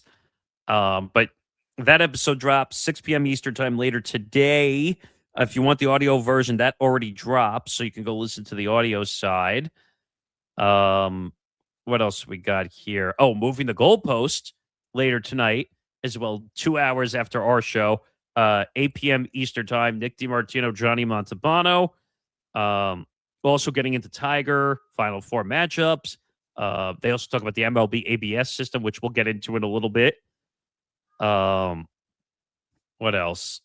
Potential NBA expansion stuff, so on and so forth. So tune into that tonight, 8 p.m. Eastern time, 5 p.m. Pacific. So don't miss that. If you want the audio version, it is already out.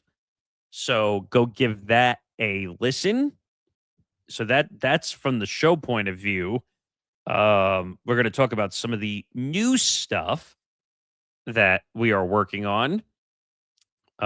Wait for Callan to come back here to talk about one of those things. But we are working towards the new version. Well, we do a show right now called the ETB Lounge, which is normally heard on Sundays and Mondays. Sundays with Nick DiMartino, Mondays with Callan here.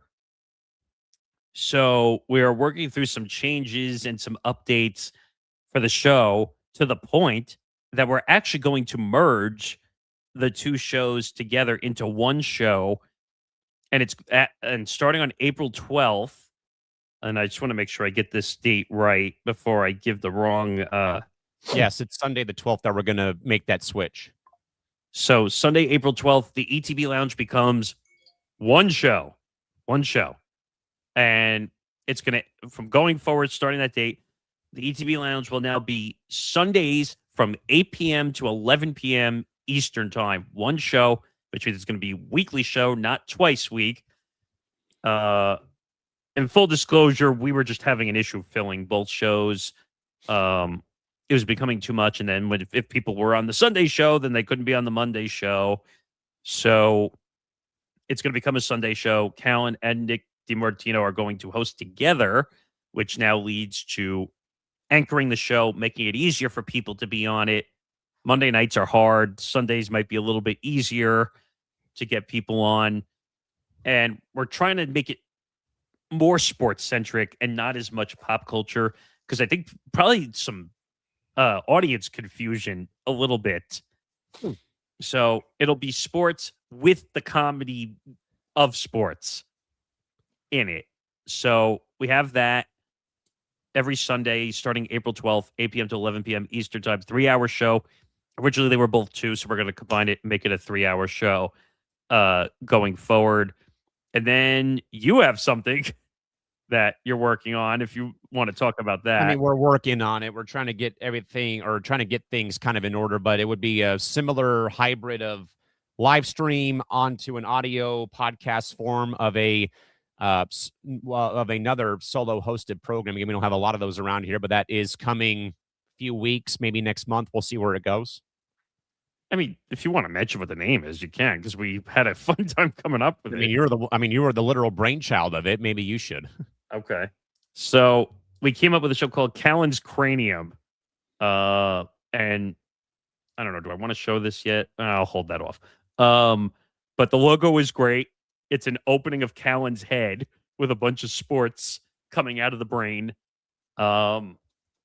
This is more of, how would you describe it? Like the smart side of sports. I don't know if it's really smart side of it, but close enough. I'm trying to think of the best way to really an inside look at how you think about sports. That's because obviously I think about sports a little bit differently than the common man does because of where I live. So if you're looking for a little outside the box thought process, that's where it is. If you're coming to hear the same ridiculous thing you hear on sports talk radio, don't listen. I'm just going to say that now. Listen if you want to listen. I'm not deterring you from listening, but it's a different point of view. You'll get some different sports involved in that show too: soccer, hockey, NWSL, and a bunch of other stuff. So it's going to be a Tuesday show. That's the goal. So we'll do that. Just other one full disclosure thing, because we talk about everything on here. Unfortunately, we are not doing the hockey stuff. I'm trying to be careful with what I'm going to say because I don't want to get you in trouble with it and have an issue. But let's just say I was not too happy with how that kind of went down and the way that scheduling scenario kind of happened. I'll leave it at that because I don't want to get you in trouble with the guy. But let's just say it didn't work out the way it was going to. Yeah, it didn't work out for this season, sadly, but I still plan though to at least get to the Narch final tournament in Irvine on my own accords come July. That's in the works still for about a week or two, roughly. We have our draft on Saturday, but I don't know if I'm going to be able to make it because I got to work rugby that day, and then I would have to go all the way up north. But I mean, even then, we tried, and we'll hopefully get back to that and cross that bridge at a later time and date. But that's one of my favorite things though over the summer is working for that league as well. But yeah, I mean, we're working on some other ideas for Saturday night anyway. You have another idea possibly in the works. Yes, and I forget which one that is though. But yes, we are working on that too. The yellow tape one. Oh yes, a potential show involving myself and one of our new kids on the block, Nate Miller, who is going to be joining us sometime soon after he gets his computer in working order. Poor guy. He got his new computer. So actually, I have to meet with him later today. But all right, let's move on to hour two.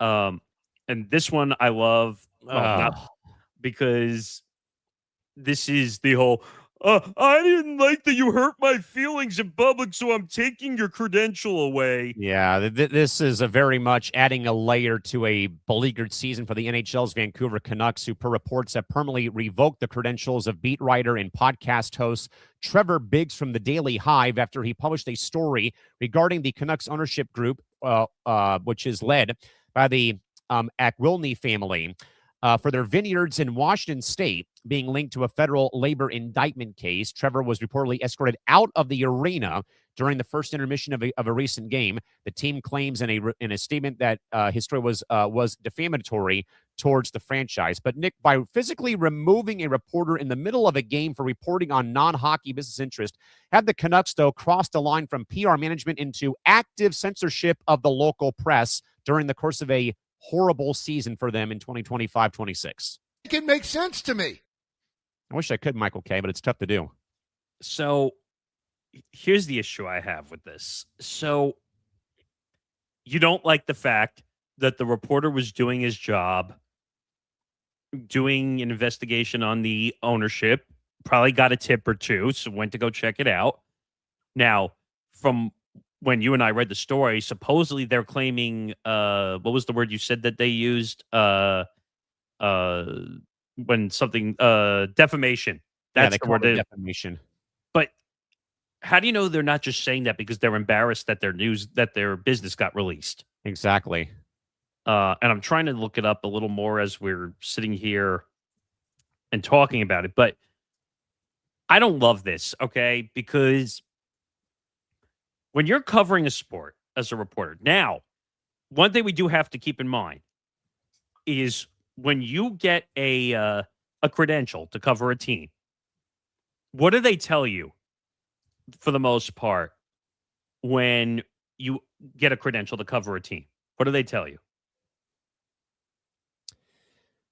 Well, being professional is one thing, but also it needs to be strictly about the event you're covering 9 times out of 10. So, but there's a lot of rules. Like you said it, no personal autographs, no personal pictures, no doing things out of the ordinary that you're not supposed to be doing, right? Yes.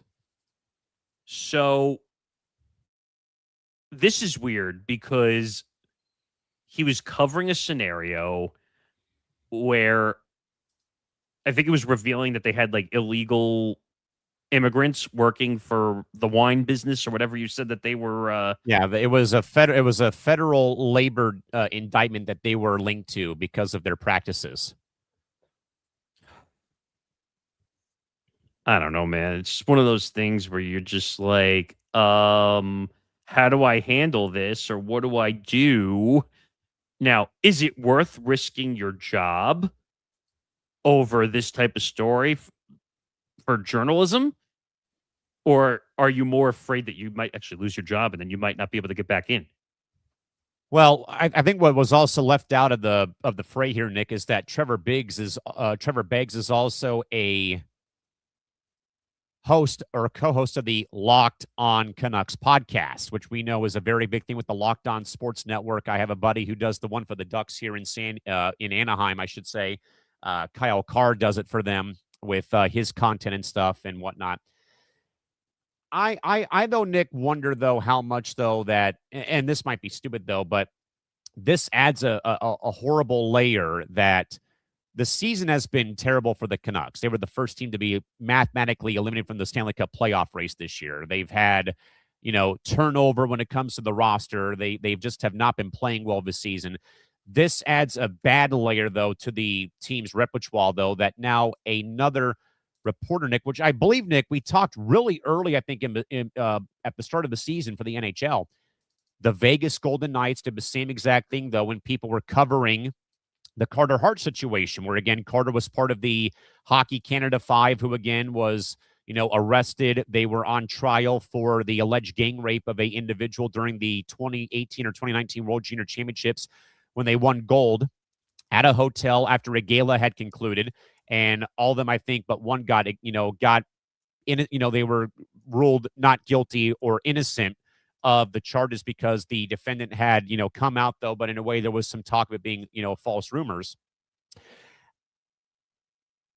But that the Golden Knights, Nick, did a similar thing like this where they would revoke credentials of media if they even asked one question about the franchise signing Carter Hart when that news came out.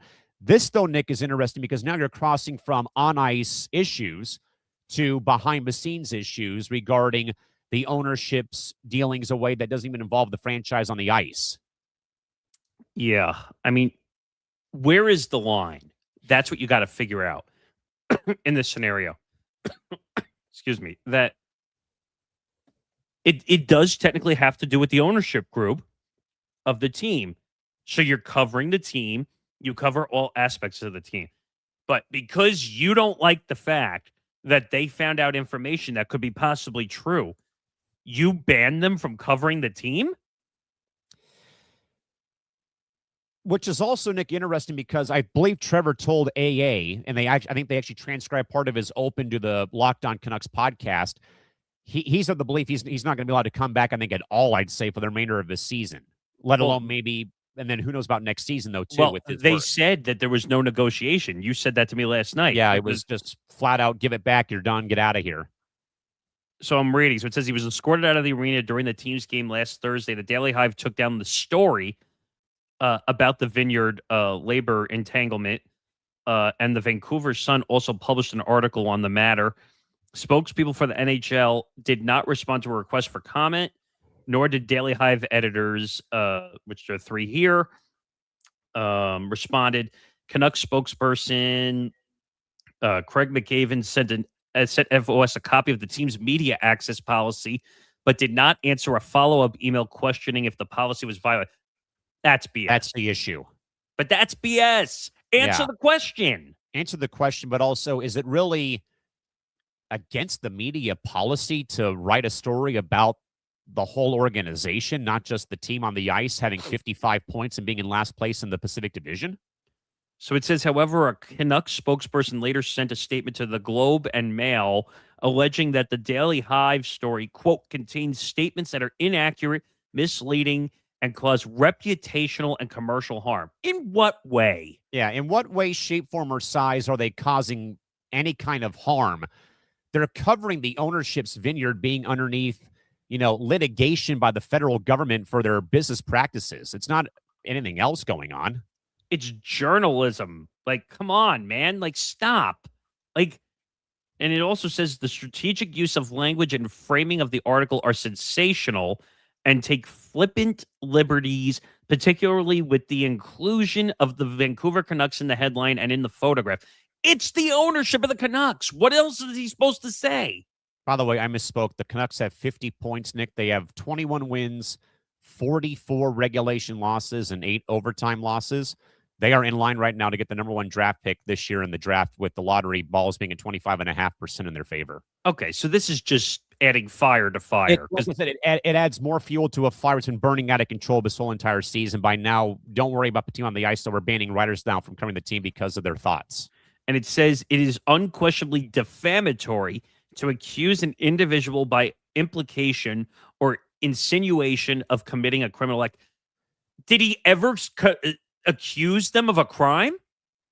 No, he was literally covering the damn story about the vineyard being just underneath the federal litigation. Like, there was nothing else I think that was said about it. You want to talk about defamation? Holy mackerel. Then what about the Canucks and the spokesperson saying that they're accusing the individual of or insinuating and committing a criminal act? I don't remember reading that anywhere. Do you? Not at all. So now you're causing defamation on this writer, saying that they accused you guys of criminal act, which I don't think that happened. Not at all. So this is a stupid 2 kids on the playground say, you said it. No, you said it. No, you said it. No, you said it. Punch. Like, or stick the head in the sandbox. Yeah, like, kick sand at them. This is ridiculous. Like, stop acting like kids and move on. It's a journalist's job to cover the news of the organization, whether it's the good, the bad, the indifferent, or the ugly. Nick, It's we'll not, move on. well, I just want to say, it's not, you don't cover a team just for the positives. Yeah, Okay? you have to cover everything. Like, if I was still writing for the Wave, I would have been covering that Brittany Alvarado lawsuit in its full entirety, while also watching this team come unraveled at the seams, though, on the field to play. That's the nature of the business, though, is that you're not everything is, all, chocolates and roses and whatnot in the morning and champagne. Everything is going, there's good things, there's bad things, and that comes with any sort of season. We view this matter as a marked departure from journalistic principles of fairness, honesty, and objectivity and integrity, and we remain committed to supporting accurate and responsible coverage. What? I don't get it. So because we didn't say positive things about you, that's considered bad, and you lose your credential. You know what this reminds me of? This reminds me a little bit of Dan Snyder, the former Commanders owner, where he owns the ESPN Washington, or whatever the station is called. I was going to take it a step further and say Arnie Marino owning the Angels radio station too. Well, look what happened to Sam Blum.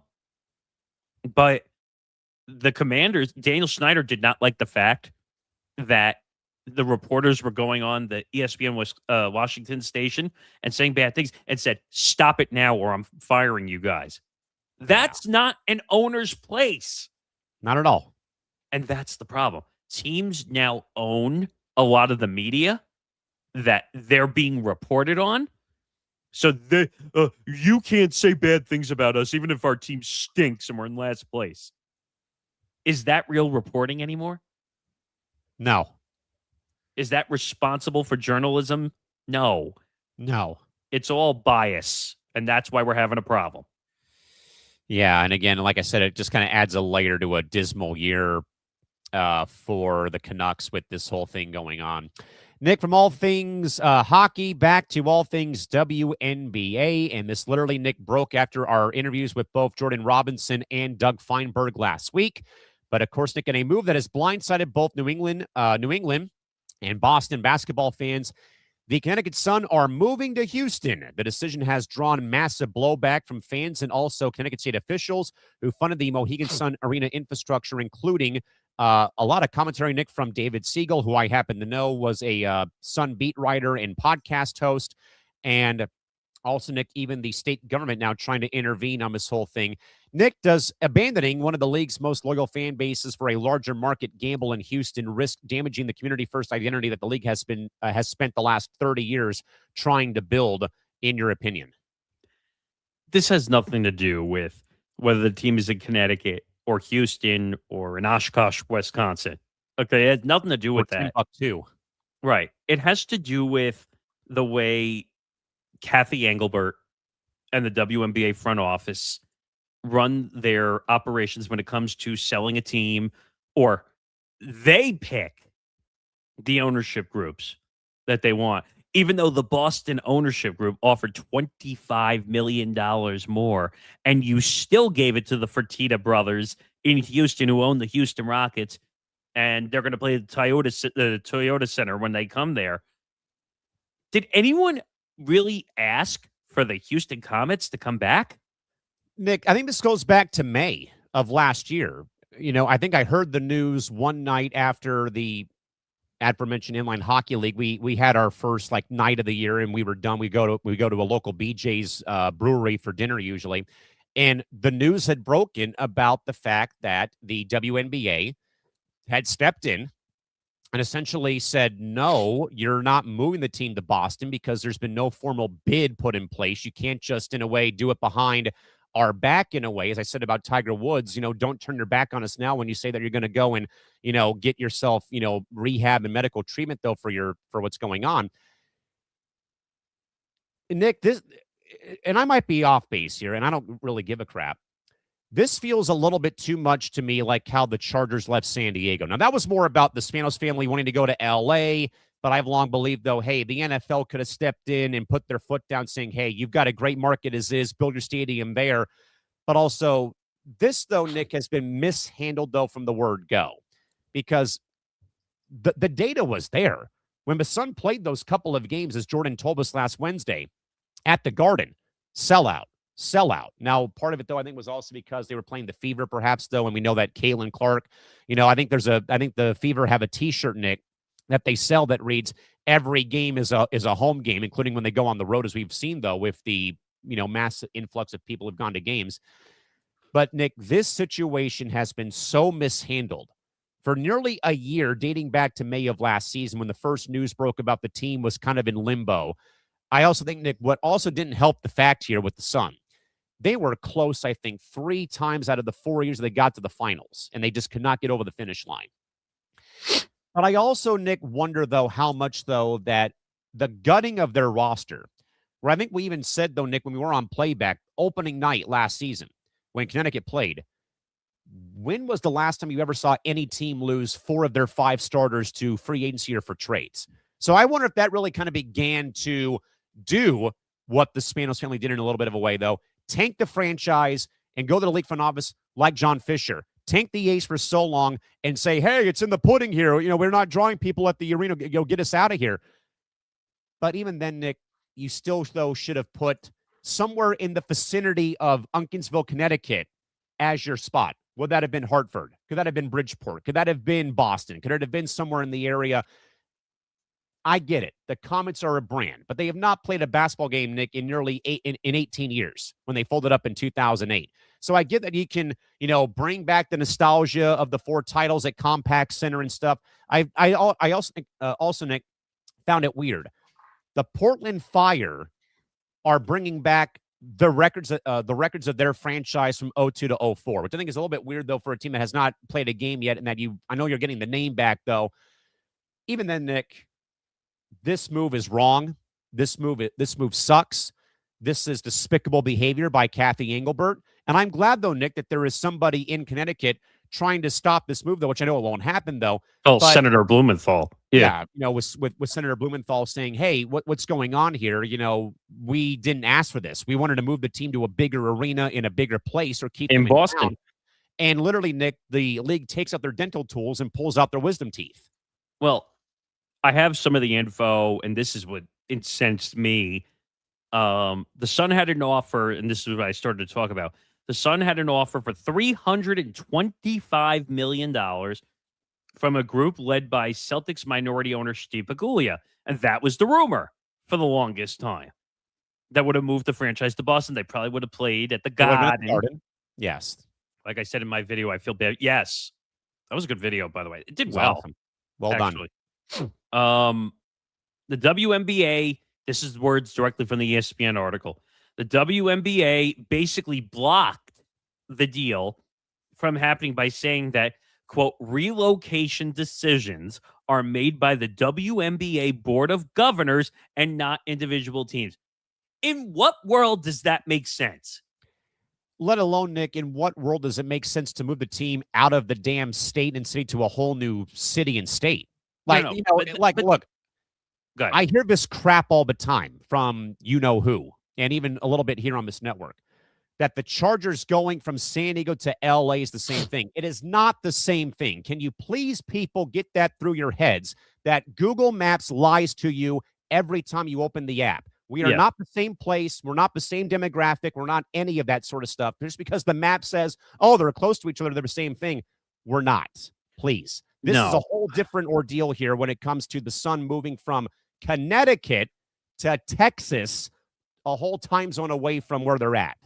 Yeah. And first of all, in any of the league, NBA included, when they buy teams, now I don't know if the Seattle to OKC move was approved by NBA Board of Governors or if they I think it was, sadly.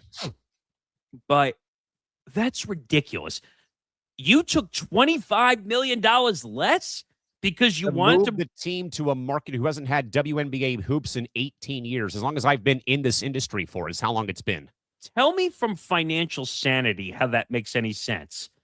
You took $25 million less value because the W, and when I say W, I mean Kathy Engelbert, because we all know Kathy Engelbert has a big mouth and makes all the move on her own. Screw the rest of the WNBA commissioner's office. But how does this make any sense?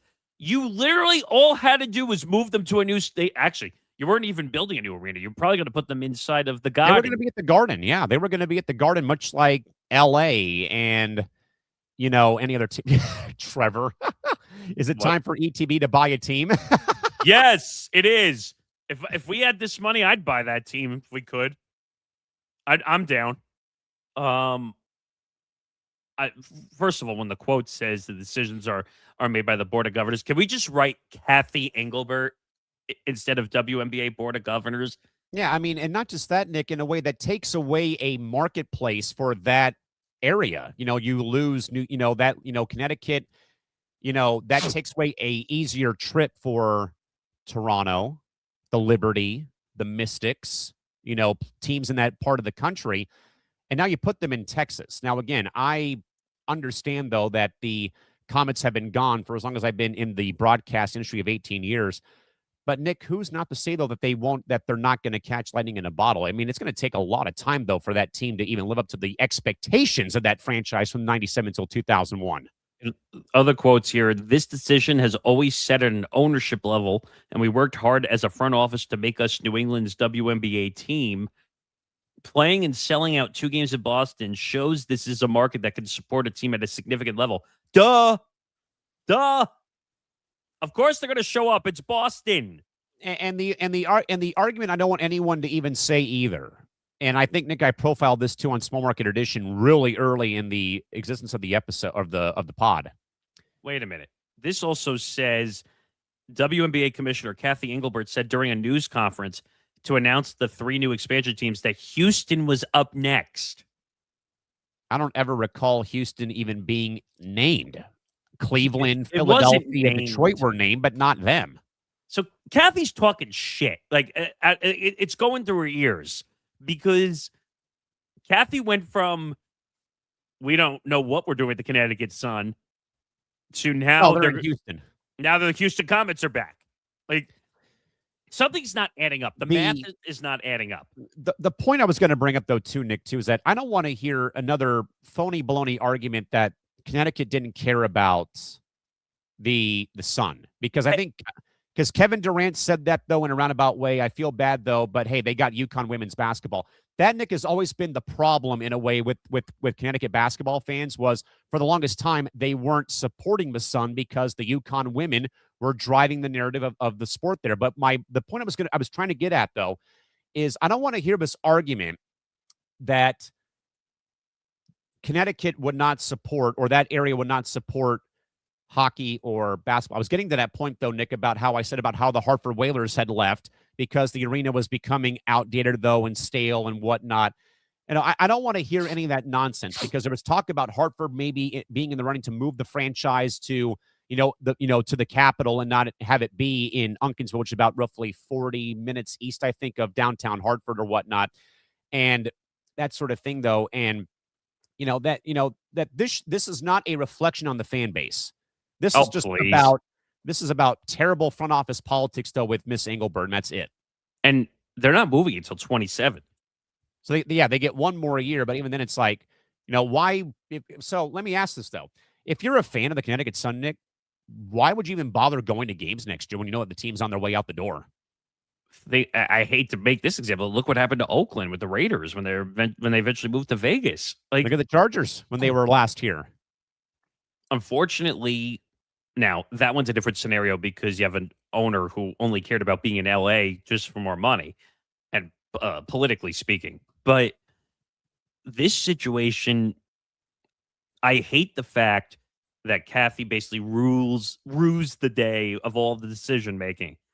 That's why I said one day, for any WNBA people that are listening out there, front office or not, I'd love to sit down with Kathy Engelbert and get to the bottom of why are you forcing all the decisions when it comes to where teams should play?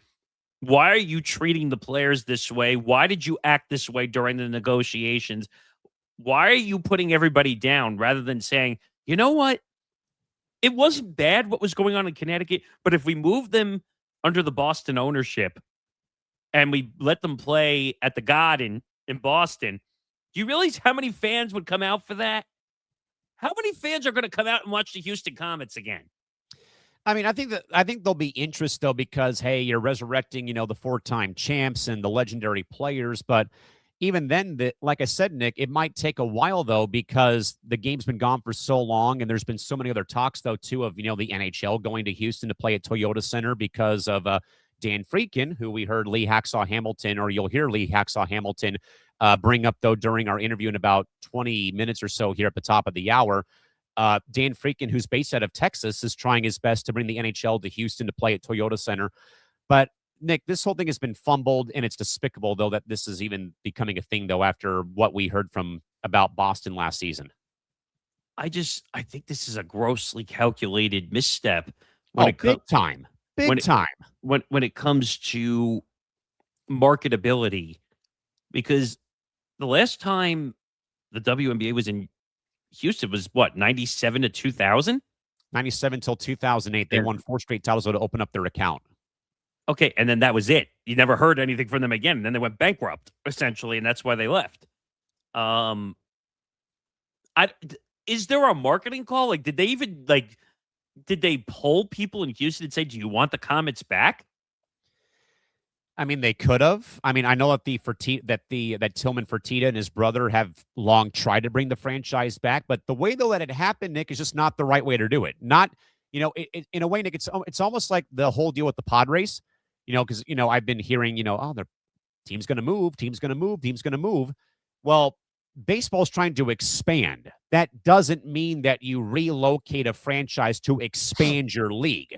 The WNBA, the WNBA has grossly fumbled this thing from the word go.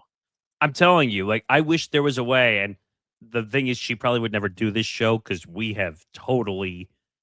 Well, I don't know. How would you describe how What we? what I can suggest, Nick, is I will reach out to David Siegel, who has been a longtime Sun fan, season seat holder, writer, podcaster, and we can try to get him on next week. I think I mentioned to you, like I said, does he still cover and do any of that stuff anymore? I will find out and see here during the third hour of the show. I'd love to reach out to like the WNBA PR and say like, hey, if Kathy is so bold and thinks she's running the league so well, have her come on our show. We've been tough on the W for a while. And how the negotiations went down. Tell Kathy to do an interview if she's so confident in the way that she's handling everything right now, and make her answer the tough questions and not run away. Because, and I heard this on the radio earlier today, that people are questioning her because she doesn't have the background like a Roger Goodell and an Adam Silver or a Rob Manfred, like that were lawyers and they have a background in running a league. She was a business consultant. How did she go from being a business consultant to the commissioner of the W? Which I think, Nick, went to Jordan Robinson's point last Wednesday before we move on here, is the simple fact that, Kathy is more about the business side and that she would love to see somebody get a job in the front office to be like a player's commissioner, like a co-commissioner, which again, I don't know if that works, Nick, but that doesn't work. Look what's happening right now with Adam Silver in the NBA. It's not working. It's not. Look at Rob Manfred. It's not working. And the only ones that have it working right now is Gary Bettman and Don Garber. Who the hell would have funked that? That's kind of a scary thought. Except for yours truly over here. With that in mind, though, Nick, to all things baseball again, another interesting legal battle going on, Nick, but yikes. Phillies third baseman Alec Bohm is now suing his own parents, alleging financial mismanagement. That Bohm is now seeking a judgment of $3 million of salary that his parents have mismanaged, though. Nick, though, as athlete salaries now skyrocket, does Alec Bohm's case highlight a desperate need for league-mandated third-party financial oversight that excludes family members from player contracts? I'm just trying to understand this story because, like, I told you last night, this kind of reminds me a little bit of Gary Coleman back in the day when his parents basically took all his money and he had to take them to court. So it says here, Alec Bowman filed a lawsuit against his parents saying they took millions of dollars from financial accounts. They managed for him, by the way. Should they still be managing his account? No. Correct me if I'm wrong, Nick. Doesn't Lamar Jackson represent himself, or his mom represents him as his agent? His mom. That's what I thought. Which is odd. Nick, I think I went a little bit further into the deep end of the pool, though, when I mentioned last night that this story, now they're not the same thing, though, but they're along the same lines, though, Nick. Well, parents having control over their children's finances, Nick, reminds me way too much of child actors or child stars. And, we talked about last night, Aaron Carter, for example, came to mind as, there's another weird idea I have for a different style audio form podcast that would dive deeper into the weeds of music and pop culture and film and TV and stuff more than sports. But I knew, Nick, at one point that it was bad. And I think that the 2-part Paramount Plus documentary that his sister Angel did about his life was really eye-opening about he was on top of the world, Nick, but he never saw one penny because of how it was being done by his mom and dad. Well, what do they call those? Custodial accounts, I think is what they call them. But I'm getting more disturbed as I'm reading this as we're sitting here. The lawsuit filed Wednesday in the Philadelphia Court of Common Pleas, obtained by USA Today, which is where the story is coming from, accuses the parents, Danielle and Lisa Bohm, of using limited liability companies, or as most people know it, LLCs, to freeze him out of his accounts and then using the money for their own personal expenses. I'm sorry, what? So basically, this is Jamie and Frank McCourt using the Dodgers as their A team to live their lavish lifestyle back in the early 2000s. Duly noted. Bohm, a resident of Florida, says in the lawsuit that he wanted to get a handle on his accounts, but it was too late as millions of dollars had already been transferred to the accounts the parents controlled. I'm sorry. That doesn't sit right with me. I'm sorry. Get out of here, people. Now, I understand from the standpoint that when your kid makes the majors, you made all the trips. Like we talked about this before with the 13-year-old kid. But that doesn't excuse you to reach into your kid's account and steal their money. Exactly. Bohm is seeking a $3 million judgment and says his parents did not want to give him access to the accounts. The 29-year-old Bohm is also seeking control of the accounts and requiring the parents who currently reside in a recreational vehicle and travel the country to hire a certified public accountant to determine where the money went. So in other words, they live in a van down by the river. Wow, I see where you went with that reference, by the way. Give me a break, though. I mean, this is apprehensible behavior. I'm sorry, it's asinine. Oof. It also says here, quote, Danielle and Lisa, his parents, repeatedly advised Alec that whatever they acted on his behalf, they did so as Alec's parents, whose assistance always came free of charge, the lawsuit said. To add insult to injury, Danielle's and Lisa's counsel also indicated that his clients began to prepare an accounting of all the time they spent to administer Alec's affairs and intended to submit an invoice for payment, adding that $50 per hour constituted fair compensation for their services. Since when do parents charge their kids for services? What the fuck is going on here? I mean, Nick, we both live. I mean, Nick, we both live at home. My parents don't charge me to live here. What about you? I mean, I pay a small rent, but that's it. Otherwise, we always go out to eat. We do other stuff. Nothing like this. And this is just unbelievable stuff here. Quote, Mr. and Mrs. Bohm love their son very much. And have always acted in his best interest. Have they? Both personally and professionally, and still do so to this day. They are deeply saddened by the allegations made against them in this lawsuit and the sensational false narrative painted here, which they believe they are entirely without merit. Are you? Despicable. Are you? Despicable. Like that doesn't make any sense at all. It doesn't. I mean, families bickering over money is just never good. All right, Nick, one last question here, or one last topic here for hour 2 before we bring on the man himself, Lee Hacksaw Hamilton, in about 8 minutes of time here. With that in mind, though, Nick, industry sources now confirm FanDuel TV is being phased out as the company pivots their media strategy. This comes amid increased scrutiny on the overlap between betting operators and live sports broadcasting. Of course, the slow sunset phase of FanDuel Sports Networks. Nick, is the sportsbook as a network experiment finally over, or is FanDuel simply moving their content behind the actual betting app interface, or what have you here when it comes to how FanDuel TV is now being phased out? I mean, I could include some of the other stuff, which we were going to save if we had time, but it has to do with this story. We saw that Mike Golick Jr. and his father are basically gone from FanDuel. Which is unfortunate because I thought that they were great on TV together. I mean, they go all the way back to ESPN Radio when they would simulcast the show on TV, then DraftKings, then FanDuel. I think this is just the nature of the beast that these gambling companies spent too much money on content and they were not making enough return on the gambling money. Yes. So they finally had to say, look, oh shit, we're not making any money. We got to cut these salaries because they're ridiculous. And DraftKings, more than FanDuel, at the time, if you remember when the DraftKings network was a thing, like when it first started, do you remember the obscene amount of money that they were paying these networks and these talents to shows? Now, it was insane.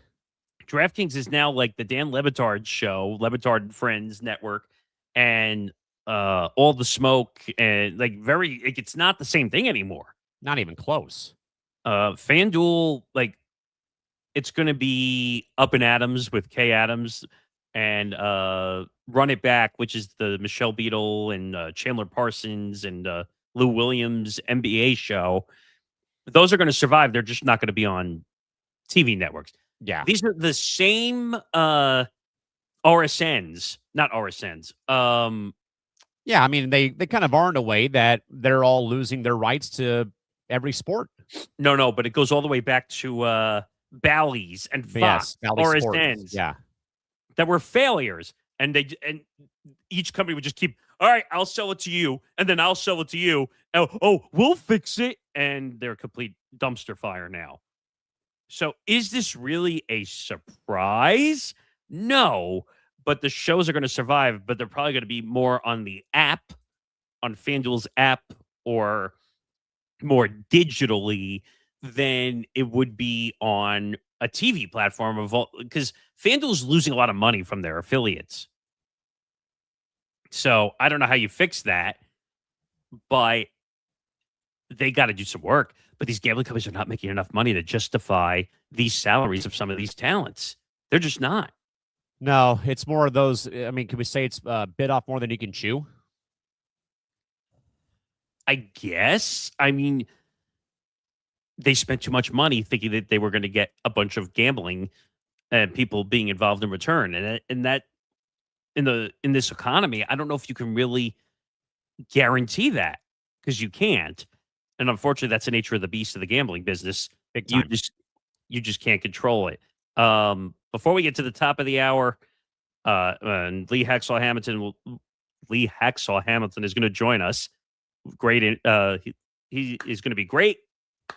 So we're going to look forward to that. But first, Press Row is viewer supported. To help us reach our 4,000 hour watch goal on YouTube, make sure you're watching our full segments rather than just the clips. Every minute counts toward keeping our independent sports media coverage alive. YouTube.com/ETB Network. Like and subscribe. We are over 2,200 watch hours. We are more than halfway to the 4,000 watch hour goal. Please go check us out. YouTube.com/ETB Network. Check out this show. Check out Zanziger Part 2, Gridiron Gurus. What other live shows do we have? Unnecessary Wagers, MMA Outsiders, Hitting for the Cycle. ETB Lounge. ETB Lounge, which we'll talk more about at the end of the show even more. But please, for the 130 people that are watching right now, please go over and subscribe. Help us out. YouTube.com/ETB Network. I sound like a broken record, but the quicker you help us get to these watch hour goal numbers, we can do a lot more supportive things as a monetized channel. We can do way more things in our wildest dreams. Callan and I alone have about a bajillion ideas that we could run off of. So please go support the cause and help us out. But coming up, the top of the hour, Lee Hacksaw Hamilton, the legend, the San Diego legend, is going to join us. We're going to talk a lot of baseball. We're going to talk about Netflix. We're going to talk about dying RSNs. And just how baseball has changed as a whole. Even some historical legend stuff. So stick around. We will be right back at the top of the hour. This is Press Row. We will see you on the other side for hour number 3.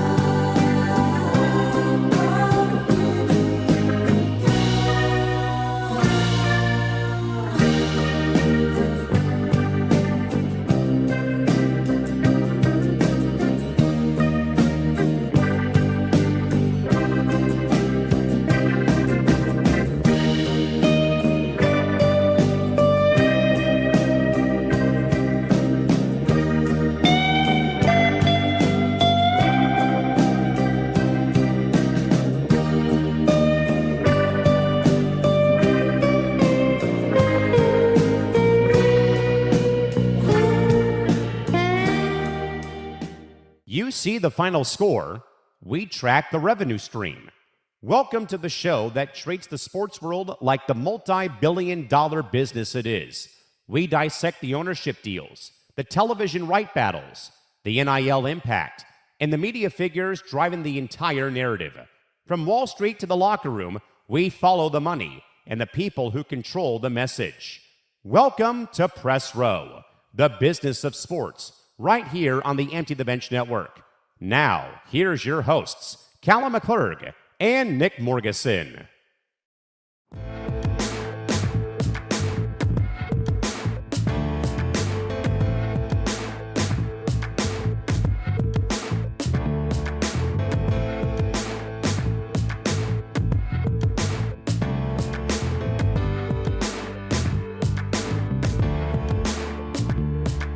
All right, everybody, welcome back to another edition of Press Row. It has been a tremendous show as we enter the third and final hour of the first show for April already, if you can believe it here. Back alongside Nick Morgasen, Callan McClurg, back with you folks here today. Nick, we have gone so many different directions today on this program to kick off April. We're in the middle of the baseball season, Nick. We know where things stand right now with, trying to absorb as much of the game as we can because we kind of know it's coming down the pipeline, perhaps, though, in 2027, though. But, Nick, we found probably one of the greatest sports radio hosts of all time to join us from my backyard here in Southern California today, a guy that you've got a chance to interview and a guy who made his name in Cleveland, Phoenix, and now here locally in San Diego and all over Southern California. Yeah, Lee's a great guy. It probably was about 10 or 12 years ago. I actually had the chance to talk to him, actually. But good guy. We want to talk a lot of baseball. We haven't found a lot of people to talk baseball. So I'm kind of looking forward to kind of talking the luck out. So you want to bring him in? With that in mind, folks, we welcome on the man, the myth, and the legend, the one and only Lee Hacksaw Hamilton joins us here on Press Row. Lee, good afternoon. Welcome to Press Row. We thank you again for taking the time here today to join us. How's it going today? Gentlemen, nice to be with you across the country, from San Diego to New York and back and forth. Great to be part of it. Podcasts are kind of unique and kind of different, kind of old school. I've been doing this a long time. Sports talk radio in Southern California for 28 years, TV sports anchor, freelance writer, have my own sports website, leehacksawhamilton.com, do 2 podcasts a week. There's more work that I'm supposed to be doing, but I'm doing it because it's a labor of love. But you are correct. We've gone into something kind of unique and different. This baseball season is always exciting for everybody in all 30 major league cities. But really, there's a cloud cover over the sunshine of Major League Baseball, and that's the potential of the work stoppage. And that's what I think is really what we're going to wind up talking about, because I think before the season is gone, it's going to be more dialogue about salary cap, work stoppage, die on the hill for my union, and all that, rather than pennant races, trade deadline, who's hot, who's not, evil umpire, Dodger baseball, Yankees, Mets, ill will, blah, blah, blah, blah. I mean, there's so much up front right now to discuss, and not all of it is related to balls and strikes, the ABS, and who's winning and who's losing. So I think it's going to be a wild, emotional baseball season on and off the field. I mean, where to start? December 1st, obviously the important date that we're watching for the CBA. It's been an ugly fight between the two sides. How do you see that? This is going to be a loaded question, but how do you see this kind of playing out? Do you see it being ugly? Do you see them at the 12th hour coming in and figuring this out? Or do you see this being a long battle? It's a complex mosaic. It's going to be very hard to put together a deal. You've got on one street corner, the union, its history, going all the way back from Marvin Miller through Donald Fear to where we are now with the new leadership under Bruce Meyer. So you've got that history. On the other side, you've got the legacy of baseball. You've got the specialness of baseball. You've got the history of baseball, the brand. And as we go through 2026, baseball enthusiasm is at an all-time high. We've never had attendance like this. We've never had TV ratings like this. We've never had the magic gross revenue streams that we have right now. And all this is kind of being threatened. And you're gonna stop the game at the end of the season and throw next season into all kinds of doubt. there's got to be some common sense here rather than just old history rationale. We're going to do it the way Marvin Miller and Donald Fear want to do it, or the owner's rationale is we got to change this because nobody trusts the owners, and the owners saying they're bleeding money. Nobody believes that. It was funny because I thought about this earlier this morning when I was kind of thinking about doing this segment with you. I was young growing up, and I'll never forget the day because I grew up in the East. I grew up on Long Island. I grew up a Brooklyn Dodger fan, and I'll never forget in spring training, Don Drysdale and Sandy Koufax shocked the world in spring training down in Vero Beach when they said, "We want $100,000 apiece."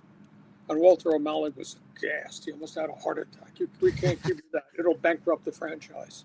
Well, that was the first step that was taken in terms of players' rights, players' freedoms, players' demands. Of course, it had to go through the Curt Flood lawsuits, had to go through Andy Messersmith and all that to get free agency. And then we had baseball stoppages and things of that nature because collective bargaining has to be bitter, just the way the history of unions are.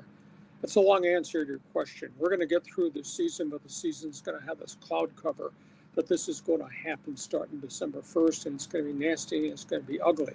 But there's so much good to the game right now and so much positive to the game right now, and there's so much money in the game for everybody. Find a better way to distribute the money, and that to me is the bottom line thing that has to be addressed. Change the structure of how the money gets distributed and the mandate about how you spend the money. Lee, we're sitting probably, I think I'd best guess, roughly 9 to 10 days away from maybe hearing something about the Padre ownership sale. Again, you and I are both based out of San Diego. And, this has been, not really a contentious ordeal, but things have kind of come through the cracks, though. Joe Lake, Jose E. Feliciano, Tom Gores enters the race. Dan Freakin, like the homeboy from San Diego, has entered the running. Drew Brees, Joe Kudla, trying to find what group are they going to attach themselves to. The valuation for the Padres now $3 to $3.5 billion. Which I don't think we would have seen that anytime soon. And I think, Lee, I may have asked you on your program though about what do you believe the pecking order should be for the front runner for this ownership sale, but also the fact that we have an ownership sale happening, Lee, right before this lockout is looming is something. But I guess the Lee, loaded question, though. But again, if you're in charge, though, here, who do you go with, though, as the Padre owner, though, when it boils down to keeping the Peter Seidler legacy alive here in America's finest city? Well, we don't have access to the books, but I firmly believe that the Padres are bleeding money. But this ownership under Peter Seidler elected to spend, because he wanted to, quote, slay the dragon. He wanted to make Padre baseball special. They wanted to create a rivalry and track down and hunt down and kill the dragon, the Los Angeles Dodgers. They got close, did not get it, and then Peter's health failed for a third time, and he evidently, he passed away rather prematurely, but he had been sick for a long period of time. I was of the opinion that Peter pushed all of his personal chips to the middle of the table because he knew this would be his last opportunity to do this as an owner. And he tried really hard and it got really close. But at the end of the day, the Padres are in a very small market. And yet, he spent all of his wealth to try to make this thing work, but they're losing a lot of money. I'm the only one in the media that's brought up the fact that they've raised their ticket prices 57% in 5 years. I mean, to me, that is shocking.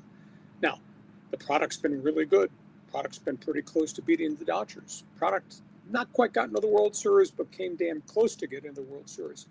So it's a small market that has squeezed every nickel they can out of the community. I just don't know how much more those prices can go. And they have stadium debt, etc. Now, a rich owner walks in the front door, whether it's the guy from Golden State or the guy from Houston or the guy from Miami or the man from Detroit, walks in with deeper pockets. Maybe he continues spending at this level. But the problem is, I don't think there's much more money here to be extracted from this financial market. The next revenue stream has to be increased TV revenue. And the Padres, like so many other small market teams, have really been dinged by the death of the regional sports networks. So getting back to Callan's original question, I would think Friedkin from Houston, just based on experience, but LeCobb from the Golden State, he's wanted to buy in and he's had great success in his franchises that he's owned in the past. So I would say they would be 1A or 1B, at least in my perspective. But that doesn't solve baseball's bigger problem. It might solve the San Diego problem, but we still have problems in Tampa and in Miami and Pittsburgh and what they've turned Cleveland into and what the Rockies owner has done to his regional franchise. So, I mean, there are a lot more problems that have to be addressed in terms of distribution of money, guys. And what the mandate is, you're going to own the team, what you're going to have to spend to make that team competitive. And that's another question I'll probably lead you into. But the San Diego situation is just one piece of a 30-part equation. They got to solve all the other equations in all these other small markets to make these markets better. Peter Seidler's legacy is he made San Diego big time. That has to be the same legacy in all these other markets that aren't spending money right now.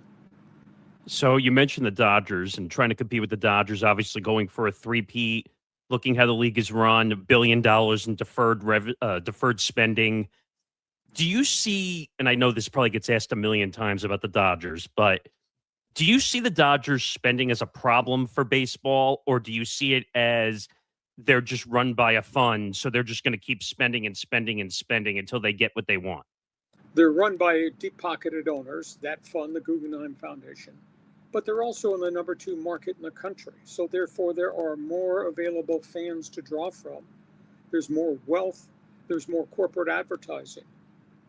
At the end of the day, the Dodgers have touched a nerve when the Yankees and the Mets and the Red Sox, all formerly known as the evil empire on the East Coast, are all whining and crying about what Dodger baseball's become. Dodgers have not done anything wrong. The Dodgers happen to be in the number 2 market with red-hot commodity players, and they've been able to open up a window to corporate advertising nobody else has been able to do. They have, I went back and configured, they have 19 corporate sponsors from the Pacific Rim at Dodger Stadium now. 19. And those are all big money corporate sponsors. Yeah, the Yankees and the Mets and the Red Sox all have the same thing at Citi Field, Yankee Stadium, and at Fenway Park. But at Dodger Stadium, there are more Japanese language corporate signs than there are English corporate signs. That's just a byproduct of who they are, the success they've become, and the fact that they've unlocked a different market in terms of corporate revenue that nobody else has been able to do. They're not doing anything illegal. Deferred payments have been part of baseball for a long time, going back to the Bobby Bonilla days. Hardly anybody's done it. But now, I think the mindset is because the gross revenues continue to go up year by year, more clubs are willing to defer salary and pay it down road, 10 years down road, 12 years down road, with the theory the gross revenue is going to be even more then, so I can afford to have a $5 million hit or a $10 million hit for a player who has since retired. Not everybody's doing it, but more and more are starting to do it. And the Dodgers obviously have done it. I think the magnitude is they have 10 players now signed to deferred contracts that go out to 2036. So that's a piece of their successful equation, and they figured it out. The Steinbrenners have not in New York. I don't know where Steve Cohen is in terms of that train of thinking. Other people like the Red Sox, the Cubs have kind of reeled their spending in the last 2 to 3 years. Legendary SoCal sports radio host Lee Hacksaw Hamilton joins us here for hour 3 of Press Row. So, Lee, we touched base on the Padres and the Dodgers. Then there's that third team in Southern California, which is the Angels, who, again, we know, Lee, have been stuck in the mud since 2014 of their last division title, their last playoff run. And I guess just though, saw the mismanagement of this organization by Artie Moreno, and there's been more articles that have come out from, Bill Shakin of the LA Times, for example, has written stories, that the ballpark is again now in question about the future of the franchise in Anaheim and the name change of course, of them going to LA of Anaheim, then dropping the of Anaheim portion. And I also think, though, Saw, that I think it was about a year or two ago, Sam Bloom of The Athletic wrote a very interesting article.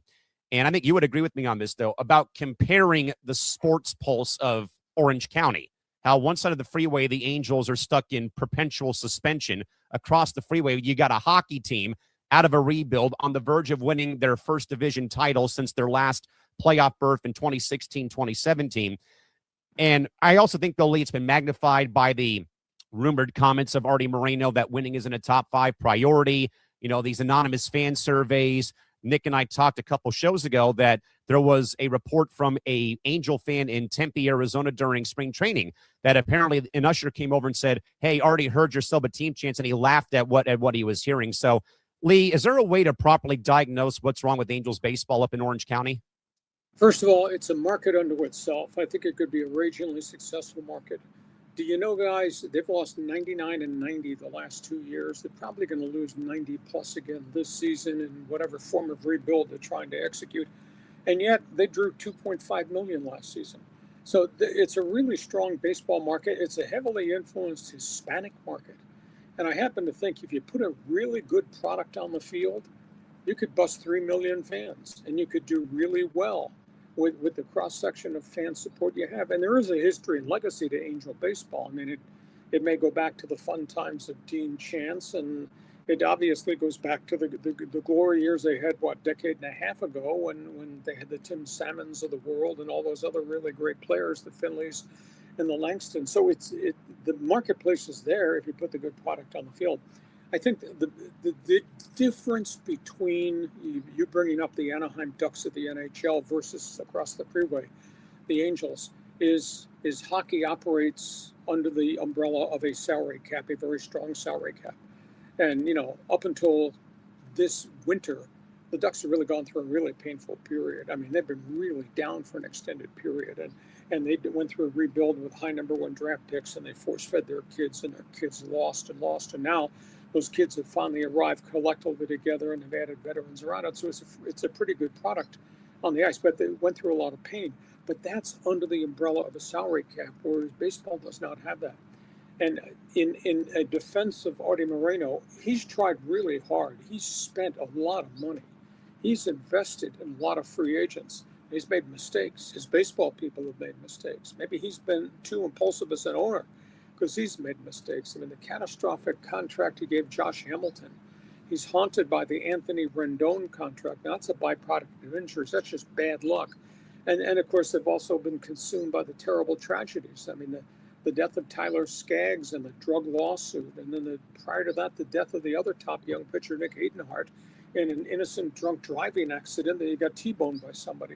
So at the end of the day, he's had his own black cloud there, and he's made some mistakes on top of it. Should he sell the team? A lot of people would like to think so.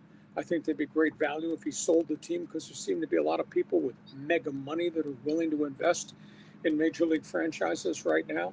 But it's up to him. And if he's going to do it, then he has to do it right, and means hiring the right general manager and making the right draft picks and not having catastrophic injuries and not making mistakes on big free agent contracts. It's a very convoluted situation. It's very easy to say, Artie, you screwed this up. Well, Artie's tried really hard, and Artie's made some mistakes along the way. But a lot of people make mistakes along the way, dating all the way back to George Steinbrenner and the old New York Yankees. So I'm not condemning Moreno across the board, but obviously there's some glitches there that have to be addressed. So final question from me. I want to talk about the RSNs, the death of the RSNs, and all those issues going on with baseball. Excuse me. And the whole streaming situation and issue that's going on.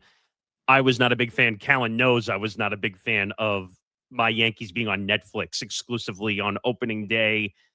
What is your thoughts on the RSN deaths and kind of the way the game is moving to streaming and kind of heading more that direction more exclusively than they ever were? Well, they got a problem. Rob Manfred's really got a problem. The RSN tragedy, the death of cable TV, if you will, and going down the drain, or a lot of the regional sports networks, has been catastrophic to teams. Each of the mid-market teams are all hooked up with RSNs, whether you're the Pirates or the Twins or the San Diego Padres, and they all lost their TV revenue. And baseball bailed them out the first year. Baseball's not bailing them out the second and third year now. The Padres at one point were getting $60 million in TV revenue. Their TV revenue is probably down to 30. Now that's a significant loss for a mid-sized market in terms of that revenue stream. Same thing in Milwaukee, same thing in Pittsburgh, same thing in Minnesota, etc. So that's a problem. The second problem, and Manfred can't solve this, is the great successful franchises with media TV contracts, Dodgers, Yankees, Mets, Boston, to a degree, maybe the Washington Nationals, definitely Chicago. They're making mega money. And to ask them to give that contract up to take their rights over across the street and put it under the MLB umbrella, they're just not going to do it. So what baseball will have to do is create a TV tax that will allow the Dodgers, for example, to keep a large segment of their revenue, but pay a bigger tax on their TV revenue, and that tax money would go into the central fund and that money would all then be part distributed. Same thing with the Yankees, same thing with the Mets, etc. How you do it, how you convince them to do it for the good of baseball, that's going to be the enormous challenge. Prime example, the Dodgers, as of this morning, guys, are making $330 million this year on their TV contract, on their regional TV contract from their own network. 330. Padres are making 40 million. I mean, the disparity is ridiculous. So, and that disparity is the same for whatever the Yankees are making compared to what maybe the Orioles are making, or the disparity, what the Red Sox are making off Nesson compared to what Miami and Tampa Bay might be getting nickels and dimes on their quote local regional TV contracts. So they're going to have to configure a formula to put a TV tax so they can share it with everybody else. That's just a piece of the TV equation. It's going to be very complicated. And there's so many other layers of things that have to be negotiated. Callan can stand up and scream salary cap, but how you figure a salary cap, because you got gross revenues and you got so many other things that have to go into that pot that have to be configured. It's really complicated. I've said on my shows and my podcast down here, go look at the NFL CBA with their salary cap. Understand how it works and take the finest points you can out of that. Do a little bit of the same with the NBA. Do a little bit of the same with the NHL. The problem is the NFL TV money is one piece of pie. There's no local TV money in the National Football League. And this has been in place since the 1960s when network TV exploded and took over control of all things the National Football League. So they had a plan in place because everybody was starving for TV money. And they said, okay, we're going to put it all in one big pot, the network TV contracts. And now you go out at 7 different TV mediums that have NFL TV contracts. All that money, that's been divvied up that way since the 1960s. Baseball's never gotten to that point. And now you got the Dodgers and the Mets and the Yankees and the Cubs and the Red Sox, all with their separate big money deals, and the rest of them with just minutia amount of money. So putting together how do you finance a salary cap, because there's so many different layers, and each city and each market's different, each stadium situation's different. It's really complex. And for the union just to say we're going to die on the hill, we're never ever going to have a salary cap. Okay, I understand that, but keep the luxury tax in place, but configure a way how you're going to divvy up the gross revenues. And what is gross revenue? What's baseball revenue? How do you share it? That to me is so complicated between now and next spring training. Not so much a December 1st deadline, but what they've got between this date and opening day next season to find a formula to share the mega money that they're getting. It won't be easy though, guys. That's a long answer. It's a complex answer, but that's where we are. Yeah, I don't think there's a right, wrong answer about cap, floor, both, neither, but again, we got 9 months to figure this out. With that in mind, though, Lee, where can people find you on social media? More importantly, where can they find your podcast content across across all your platforms? Well, I'm on like 12 different social platforms. There's not enough hours in the day to do this, but I'm doing it. If you like sports, I write about it every day on my website, leehacksawhamilton.com. There's 3 or 4 different pages you can choose from. One is the best 15 minutes in sports. I kind of capsulize everything every day.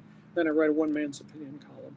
I also have, obviously, the podcast on the YouTube channel, just YouTube, Lee Hacksaw Hamilton. You'll see that. We put a lot of extra videos, commentaries, and things up like there. And you can always subscribe. It's absolutely free. Guys, there's nothing in the world that's free except my website and my podcast. So that way you follow, you'll get on my email list, you go to the inbox, and you'll get my newsletters every day. So I do it because it's a labor of love. That's who I am. It's my DNA. Lee, this was fun. I learned a lot, and hopefully we can talk to you down the line for sure.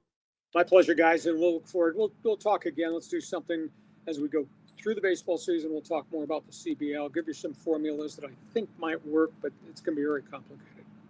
Sounds good. We'll talk to you in the future for sure. Appreciate it, Lee. Have a great day.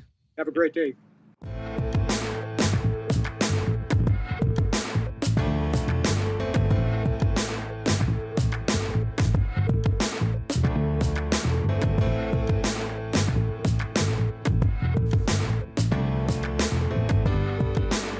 Well, that was something, Nick. Covered a lot of ground with Lee Hacksaw Hamilton right there as we welcome you back to Press Row. But of course, though, Nick, more breaking news to get to involving Tiger Woods per TMZ. Yeah. Before we get to that, though, incredible interview with Lee Hacksaw Hamilton. I learned more things about baseball, by the way, than I realized. Now, some of the historical significances were amazing. It was just incredible just seeing how he could drive us through the notion of the history of baseball. I thought his insight was great on Artie Moreno. I thought he talked about the Dodgers and the Padres situation real well. I thought so too. So I thought he really did a good job, and he said he would come back on down the future, which I'm actually looking forward to. Yes, he was incredibly insightful. He's been in the business for close to 50 years. Oh yeah, I mean between his time in Cleveland, KTAR in Phoenix, then coming out here to Extra, then XCPRS, and then eventually his own freelance endeavors now with writing and with his own podcast Mondays and Thursdays out here. All right, so now, so we got some breaking news off the presses as our interview was playing. According to TMZ, Tiger Woods to seek treatment out of the country. We have the story. It's fresh off the press, so we're going to read it as it's going on right now. Tiger Woods is going far away to get treatment for his recent DUI arrest. The golf superstar was granted approval to travel out of the country to receive care, citing privacy as the main reason. TMZ Sports has obtained the filing made by his attorney, Douglas Duncan, who got him out of the last DUI in 2021, which states Tiger was looking to leave America to, quote, begin comprehensive inpatient treatment, which is what I was starting to say. Correct. Based upon the defendant's treating physician, the out-of-country treatment facility recommendation is based upon the defendant's complex clinical presentation and the urgent need for a level of care that cannot safely or effectively be done within the United States, as his privacy has been repeatedly compromised. Duncan claimed exposure to the public would cause major rifts in his care, and it could even result in setbacks and inability to fully engage in treatment. Now, I could push back on that last sentence. I really could. I think we all could in some way. Because he could control, like I said before, some of this is self-inflicted. Yes. Okay. I'm all for if he needs to get out of the public limelight. I'm all for that. Maybe that's for the better, believe it or not. Agreed. It's got to be. Because he obviously can't handle the spotlight right now, currently, the way it's going. Or the pressure, I should say. I think it's more of the pressure than more of the spotlight because of, he's had so many things on his radar that have popped up over the last several years. So it also says, despite getting out of the U.S., Tiger's team promises he will be ready and present for any future court dates. As of right now, the next date in his case is slated for May, but he has waived his appearance as preliminary hearings prior to the trial. And then it says, as reported, a judge signed off on the request, so it's time for Tiger to pack his bags. So Tiger Woods is officially heading out of the U.S. Let's hope that he actually does what we said earlier on the show and actually practices what he preaches when he says he's going to go get the help. But I just don't buy it. I really don't. The reason I don't buy it is because Tiger Woods has said this many times before, where Tiger says, oh, well, I'm going to go get help. and I'm not going to do this again. Well, let's talk about 4 DUIs again, which we talked about at the beginning of this show. 2009, 2017, 2021, now 2026. Okay, what in God's name of track record do I believe that Tiger Woods is going to make the proper adjustments necessary to go get the help he's going to get? That's again, I think that just takes us back, Nick, to hour one, though, where we were very much wondering the same exact thing is that, is he actually going to, again, as I said, though, back in hour one, will he actually live up to the words he wrote or the PR agent wrote in that statement? Oh, Who no, knows? he didn't write that message. I'm willing to die on that hill that he didn't write that message. Also, that other tweet I sent you, Michael J. Babcock, executive producer of TMZ Sports, also put out Tiger Woods heading abroad for treatment. His attorney asked the judge to approve international travel. Judge signed off. The reason, privacy. Tiger's attorney argued he couldn't receive the care needed in the U.S. because his privacy has been repeatedly compromised. But how your privacy wouldn't be compromised if you weren't inflicting the pain on yourself. Exactly, or putting others in danger. So that's just kind of a small update that kind of came in during our show. I do want to do, before we get back to the actual show, I want to do a little hot off the press, if we could do that quickly. Let's get there real quick and let's do it. So today is the official day that the NFL Network was transferred to ESPN and Disney. Oh, that's today. right. It was, yes. So Front Office Sports did a story, business as usual as NFL Network, NFL Network and ESPN era begins. The NFL Network's memorable 23-year run is over officially on Wednesday today, as ESPN and Disney assumed ownership in exchange for a 10% stake in ESPN. Little drama. Once touted as an around-the-clock football-focused rival to ESPN, ended its long run as the business is now part of ESPN. Football fans will still get NFL Red Zone channel with Scott Hansen next season. That's a lot of fans, including myself. But Hansen isn't going anywhere. He signed a long-term extension. We talked about that a couple months ago. As previously reported by Front Office Sports, NFL Network will still offer its own individual coverage of the NFL Draft in Pittsburgh. Now, that's a little weird, right? Considering that seems to be weird. Why would they still be able to do the draft on their own time and station? But think about this. So you're going to have ESPN, ABC, NFL Network, and they're all under the same umbrella now. They're all going to be doing draft coverage. That's insane. Well, ESPN officially assumed the contracts of all the on-air talent on Wednesday. So that was the official word. People were wondering about that. Digital and behind-the-scenes staffers will remain NFL media employees. Good. So they're not going to ESPN. Under the landmark agreement, the league will continue to own and operate properties such as NFL Films, NFL.com, NFL Podcast Network, and the websites for all 32 clubs. Yes, ESPN now owns the rights to the Red Zone brand, which I found interesting, by the way, because you realize they could do that for college football, too. I mean, they did it before for the College World Series when they did ESPN Bases Loaded during the College World Series for baseball and softball. But now that they own the Red Zone brand, they technically could do this with any sport. I know, right? But it says, but NFL media will continue to own, operate, and produce NFL Red Zone. It's still kind of fuzzy, but okay. Word on the street. I get it.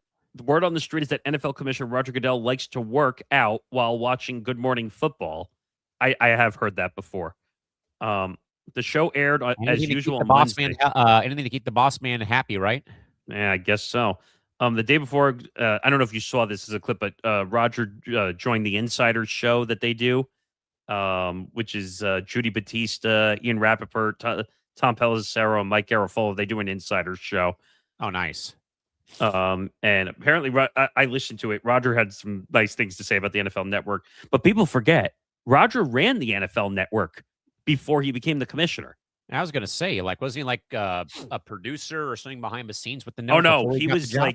he was like big man. He was big man running the network. I don't know how he eventually made his way up to NFL commissioner, but it sounds like everyone who was important talent wise is now going to be part of ESPN. So get ready, Adam Schefter, Ian Rappaport, and Tom Pelissero on your tails. Bring it on, baby. Even though obviously Adam Schefter will still probably be the lead guy. He'll be the lead because he's seniority. But think about that going forward. All the insiders are basically in your corner at ESPN. You're not going to have anything missed now as an NFL insider. I am inevitable. Exactly. Let me just see if there's anything else that was mentioned. It just sounds like, so basically NFL Network is still going to operate, but they now have to report to ESPN management. Otherwise, they're still going to operate as a channel just under ESPN branding. On the talent side, ESPN is absorbing the contracts of dozens of on-air anchors, analysts, insiders, and reporters to its bottom line. But ESPN is only on the hook for the remainder of their current deals. After that, NFL Network talents will either be offered new contracts by ESPN or their deals will expire and they'll be on their own. As with the mergers, cuts are almost inevitable as ESPN finds redundancies in its dueling operations. The upcoming negotiations for Rappaport could serve as a bellwether of ESPN's thinking. His deal is up in May. Pairing him with rival Adam Schefter could give ESPN an unbeatable 1-2 punch of NFL news breaking. That would be insane. Oh, it will be insane. Can you imagine, like, during like NFL trade deadline or during the season, just breaking news left and right? Imagine them on an insider show on ESPN. Yeah. If you were sick of NFL coverage now, wait until they give like Adam Schefter and Ian Rappaport a show during the NFL season. But I think, though, in a way, it would really, I think, add a layer to their coverage. Obviously, I don't care about the sport, though. But like I said, I respect the hell out of what the league does to get their product, plastered all over the station, though I don't care for it. But imagine that, though, Nick, if you were to, away from like all the, ins and outs of Orlovsky and his commentary and X's and O's, what if you, in a way like our show, you peel back the layers about, the NFL business in a way, though, but when something big does break, you've got two of the best in the business to break the news when that happens, and that you have every base covered when that does in fact happen. And it's not only that, you have access to, I think Pelissero is one of the best in the business too. Cannot agree more. There's so many great insiders on both sides. The scary thing I am worried about is that you might see more NFL programming, though, on ESPN airwaves because of this. Yeah, well, that's par for the course. But the weird thing is going to be, are you going to see like ESPN and NFL talent flip-flopping back and forth now between both sides? It wouldn't surprise me if you did, honestly, to be very fair. I could see Adam Schefter now showing up on NFL Network. I could see Ian Rappaport is definitely going to end up on ESPN on shows. That would be amazing crossover work, though, for both of them if that actually happens, for both the network's sake and for ESPN's sake, too. You know what I could see them doing also? If they're going to do an insider show, they should put it on both networks at the same time. Why not? I agree. That way it's less work on one side or the other, depending on, you could do that for certain things, depending. I could see Rich Eisen's show, which is on ESPN. Maybe they now could simulcast that to the NFL Network. It used to be, if you remember, his radio show used to be simulcast to the NFL Network first. Correct. And then they went away from it for some reason. I guess maybe because they didn't want to produce it. But I could see them going back that direction again because they're using Rich Eisen for a lot of stuff. Correct. But yeah, I just wanted to get to that quick because today was the first official day. Yeah. So NFL Network is no longer a private, well, not private, but an individual entity. They're no longer their own separate thing. They're now underneath the control of ESPN. Even though the NFL still has control over production aspects, which I think is important, by the way, because that means ESPN just can't go in and say, I want Stephen A. Smith to host Red Zone. Oh, Please don't speak that into existence. Can you imagine, like, if you're watching NFL Red Zone No. and where is it? And all of a sudden you hear, Was on crack. Oh my God. you know what? That was a terrible play. And you know what? He should stay off the. Stay off the weed.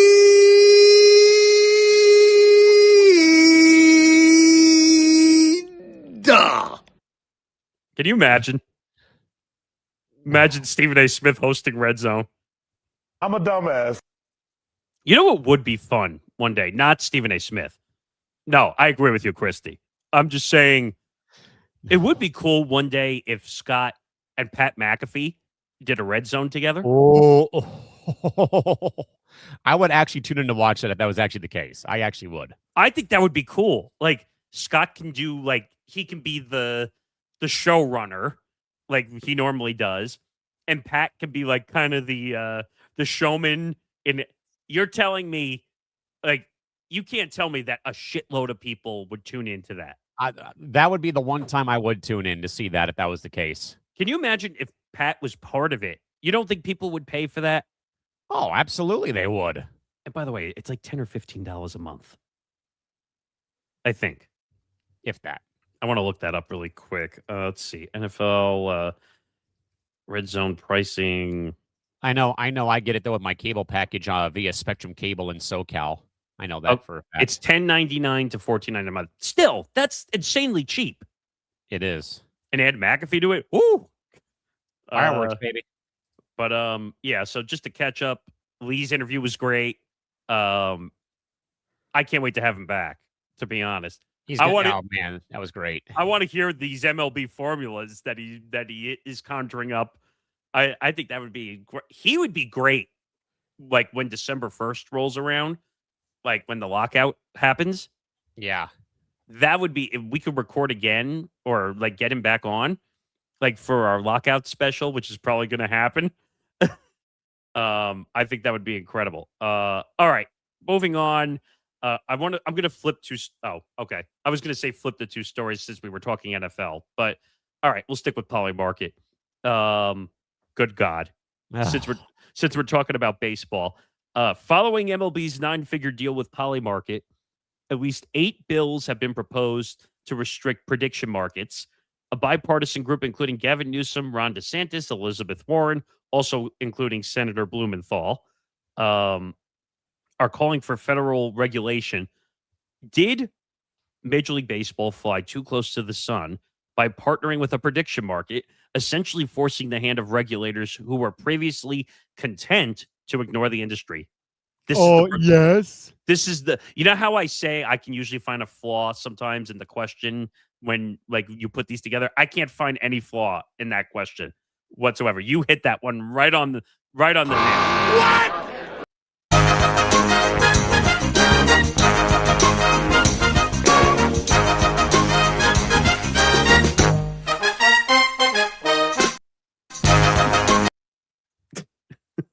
No, I think you nailed that perfectly. I think that there's a problem. I didn't think they would get involved in prediction markets. I thought they would be the last one, which technically they were the last one. Yeah, because MLS already did, NHL already did, the NBA has already has, UFC NFL, did. UFC. This is a mistake. I'm just going to say that now. I know it was a $300 million deal because Major League Baseball is so desperate for money, and I'm not saying that as hyperbole. They are desperate for money right now. But is $300 million worth selling your life away for prediction markets? No. I don't know. And by the way, did you not think that legislation and senators and all these things were going to get involved? Duh. I mean, it's not that hard, man. I mean, we're seeing all these issues coming up now. Like March Madness basically told the prediction markets, get lost before we F you up, essentially. Yeah. And the NBA's having issues. Now, I don't know if they have a prediction market deal. I don't think so. The NFL is going to have a ton of issues with prediction markets. I don't know. Like they have bad press already, Major League Baseball. Why would you go down this route? Yeah, and I'm not surprised, though, Nick, either, that a lot of the state governors or state senators have now gotten involved, though. And I wonder, Nick, how much, though, the track record of the game, though, has because of like Rose and Shoeless Joe, the 8 man out, even, learning from the NBA's mistakes, though, the gambling scandal that they had. I mean, I don't know if that's the right case, though, but I think that everybody now, Nick, is just getting burned and they're sick and tired of these damn prediction markets like Polymarket and Kalshi. Yeah, I don't know what Rob Manfred was thinking, and I'm sure it has to do with the evolution of sports gambling, and we're getting on the precipice. Shut up. No thanks. Like, and I'm trying to look this up to understand more of the Polymarket deal, but all right, here it is. $300 million over 3 years, including exclusive rights to use MLB logos and data, while aiming to create an integrity framework to manage betting risks. Make it Okay. make sense to me. Key details Make it of the make deal. sense to me. That Michael K. There's no making sense to this. Polymarket is now the exclusive official prediction market exchange for Major League Baseball. The deal is reportedly valued at approximately $150 million to $300 million over 3 years. Polymarket will use the official league data provided by Sport Radar and feature MLB marks on its platform. Integrity framework. MLB and Polymarket will establish strict joint protocols to restrict markets that pose integrity risks, such as individual pitches, umpire performance, or manager decisions. All right, can we stop? Because we know that's not going to happen. Yeah, my goodness, that's so bad, man. Regulatory focus. The agreement includes an agreement with the Commodity Futures Trading Commission, the CFTC, which has been very involved in this, to facilitate information sharing as noted on MLB.com. The partnership allows users to buy and share predictions on games, but it faces scrutiny from lawmakers due to rising concerns over prediction markets and potential gambling. This just sounds like an effing disaster waiting to happen. And again, Morgasen, that went to my point. How much, though, because of the simple fact that we have heard, California's governor, Florida's governor, even Elizabeth Warren, Connecticut's state senator, all come out against this, Nick. Why do I feel like, again, the track record of baseball is the reason behind this in some very small way? I don't know. I mean, Major League Baseball's had enough problems, but I mean, you want to get involved in the most volatile market possible? Along with the fact, though, Nick, as we just talked with Hacksaw about, you've got this damn lockout looming over your head right now come December 1st. And what happens if you don't have baseball either? So we have heard reports that the war chests are beginning to kind of be built now by both sides for that lockout coming up. $2.25 billion reportedly so far, which, by the way, is not going to be enough to survive the lockout. I'm just going to tell you that right now. They need more. They need at least $10 billion at this rate. I mean, I would say at least $5 to $7 billion. They would need at this rate to get. That's not even going to be able to pay the players. Hell no. Now, the players are going to lose because the owners are just going to say, "Look, we lockout. We don't have to pay you." I mean, the losers in this whole thing are the players and us, the fans. So I just don't see how that makes any sense from the regard. It kind of makes me think of the Versant deal. Oh. That was signed with the WNBA before they even had a damn deal in place. And I'm or which team was it? The one that was trying to offer the tickets before? Was it the Sparks? I believe so. Remember they put the dates out for the tickets, and we didn't even know if there was going to be a season. I don't know. This is walking on eggshells, walking on the deep end of the pool. Yeah. But I don't know. I guess we'll see how that kind of plays out. So Alexa Philippou, some news. Speaking of the W. Brianna Stewart announced on her podcast that she's officially re-signing with the Liberty. Pretends to be shocked. Well, no, because of all the free agency. Oh yeah, I know, but I was even before the lockout, like she'll be staying in New York. She's not going to go anywhere else. But what did we say? Like 80% or more? 80% of the league, as Doug Feinberg pointed out last week, that was unprecedented to see that many players being free agents. Also, Sabrina Ionescu announced that she will be returning to New York. So it seems like the band is staying together in New York. Quote, "I'm where I'm supposed to be. So excited to be able to sign and be able to start our season and get going in New York. She doesn't want to move her family." And I think, isn't she from New York too? Brianna Stewart? Yeah, I think she's from New York. Because she played in Syracuse. Because she played in Seattle all those years, didn't she? Yeah, she was born in Syracuse, New York. Okay, so I guess that makes sense. But the two big stars are staying in New York, it looks like, which is good. It's good for the sport. And more importantly, we're 18 days away from the draft for the WNBA too, I believe, too. So finally, we can focus on the WNBA and not a lockout anymore. It's about time. With that, Nick, to all things Netflix again with another NFL package. They are reportedly now in talks for a 4-game mini NFL package, including, Nick, a game now on Thanksgiving Eve. This would mark a massive expansion for Netflix following its debacle of an MLB opening night experiment. But now, Nick, with Netflix, Amazon, and Peacock carving up the schedule, is the NFL Sunday tradition being systematically dismantled in favor of a 7 days of football streaming model approach coming this upcoming season?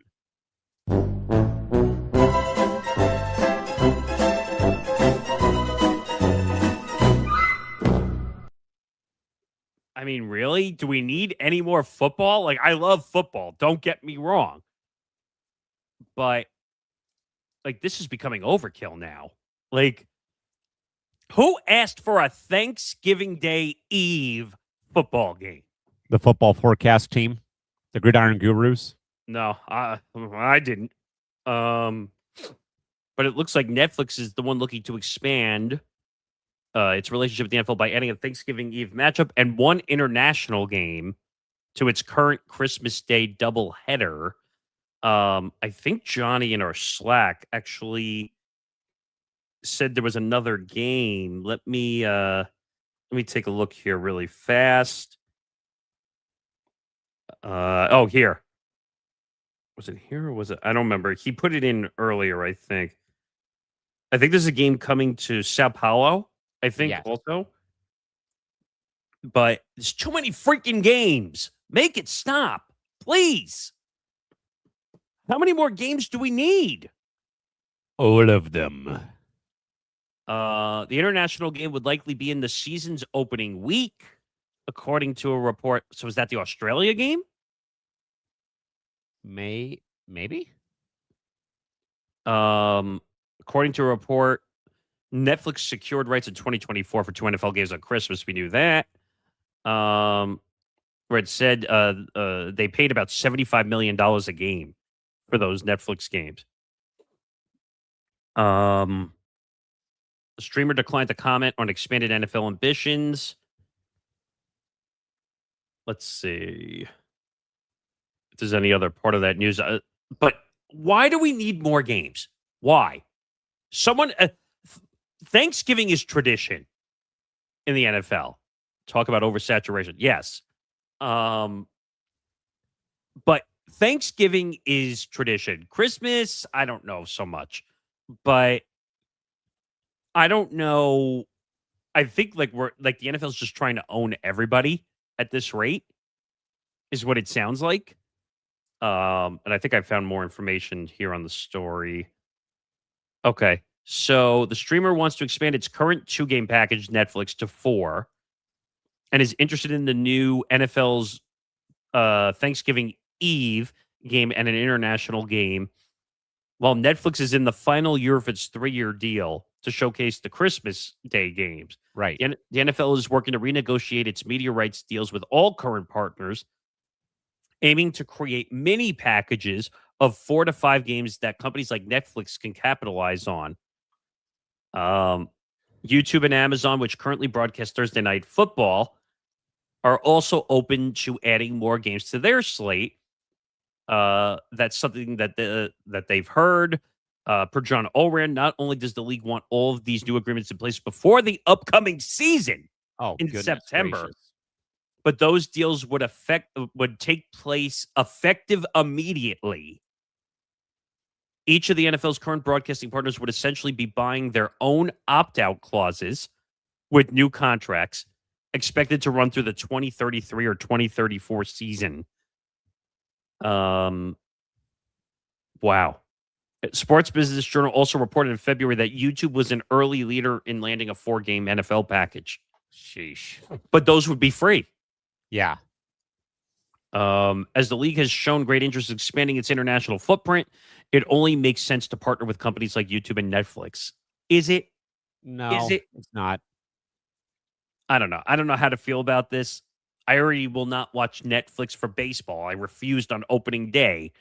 Am I going to go to Netflix for the NFL? Let alone, are you going to watch the NFL on Netflix at all? And I think the answer is still no. I refused the Christmas Day games.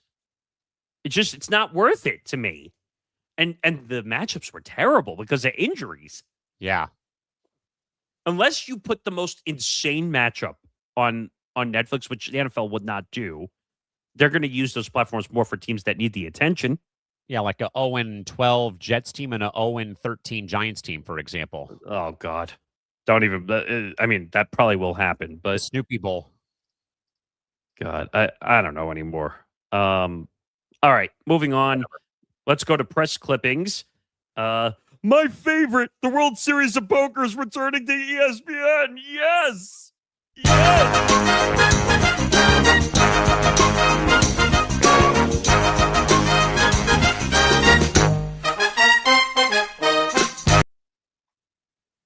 The World Series of Poker main event returns to ESPN this August with a 3-night live finale. If people forget, that's where the World Series of Poker originally started on ESPN. And they're also talking about, Nick, 100+ hours of coverage too on ESPN Plus until they get to the main event table. Now, they want to do more of a like reality-ish style where they do a lot of taping and they build it into shows, which is fine. Yeah.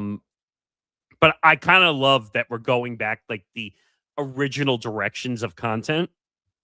And like what we saw with we didn't mention this, but This Week in Baseball coming back. Like, correct. Now, I don't like the fact that it's 5 to 10 minutes and it's on X, but World Series of Poker, yes, very excited that it's back. Also, Pro Football Focus sold for 9 figures, $100 million. Chris Collinsworth has sold the enterprise side of Pro Football Focus to Teamworks while retaining the consumer content business. The thing that they refused to tell you in some of the headlines is that half the people were laid off after the sale was made. I was going to say real quick, though, going back to the poker topic, that reminds me of like quintessential Sunday night programming on ESPN. Yes, very much so. That and when they used to show billiards on ESPN. That's where I got to know and watch Jeanette Lee, Jeanette the Black Widow Lee, when she was always winning. It felt like they had a bunch of events here at a local casino in San Diego on ESPN. So that's cool. Was she the one that had the unfortunate sickness, billiards player, or maybe? Because they did a 30 for 30 on a same one, Jeanette Lee, player. And I think she unfortunately she couldn't play anymore. Yeah, I think she had to give it up, but still. So yeah, that's cool. What they failed to tell you about the PFF ordeal, they laid off like the whole staff. Half. 50%. Half of it, pretty damn close to which is crazy, but that's what happens when you integrate into other companies. Look at the NFL Network and ESPN. Yes, they're gonna have to lay off some people. There's no way they can hold on to. Nick, college athletics is again being rattled here by a bunch of moving parts, though. But notably, though, the UMBC Terriers, who you all know for beating Virginia in basketball 16-1, but the Terrier softball program has chosen to cancel the remainder of their season following the firing of 2 coaches and a player revolt. This also comes on the heels, though, of massive cuts at California Baptist University, and the other announcement made that the Pac-12 and Big West are forming a men's soccer alliance for the upcoming 2026-27 school year. Ouch.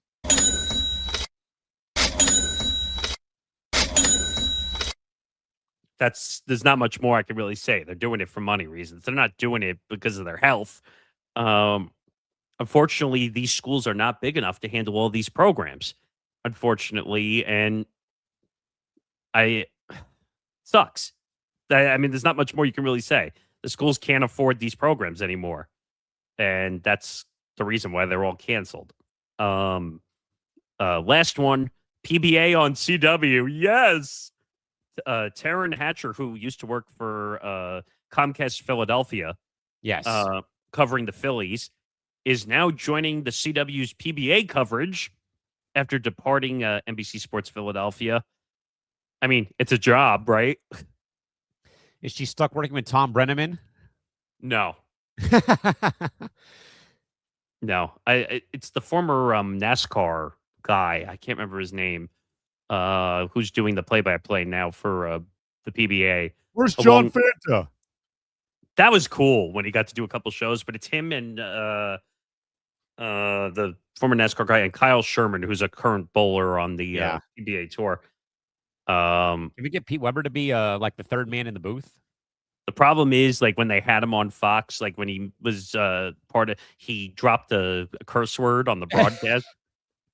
I'd be all for it. That is right, I did it! At number 5! Are you kidding me? That's right! Who do you think you are? I am! Yeah. I first of all, I'd be all for it, no doubt. But they just did some retooling because they were on Fox and ESPN and CBS Sports Network for years. They keep getting passed around, sadly. It's like a bad version of Pong where they keep getting hit against the wall and like they can't decide who wants bowling. Who wants it? They might be better. You know what? They might be better off going to a streamer, believe it or not. I think that'd be something. Prime Video. Just not Netflix. I mean, NASCAR. I mean, NASCAR is going to have the race in San Diego on Prime Video in June. Well, NASCAR has a half deal or something with. And the last race of their window is the one on at NAS North Island here in San Diego on the Coronado Islands. So I guess we'll see what happens there. But before we wrap it up, another credible show. Thanks to Lee Hacksaw Hamilton for being on the program. We are close to our 4,000 watch hour goal. If you're listening on the go, consider opening the YouTube app when you get home and letting our best of Hacksaw playlist run. I don't even know why I even wrote that in there. But if you want to watch the interview of Lee Hacksaw Hamilton, you could check out our full episode of Press Row later on today. That's what I love about YouTube and being live. It's available right away instantly for replay all 3 hours of the show.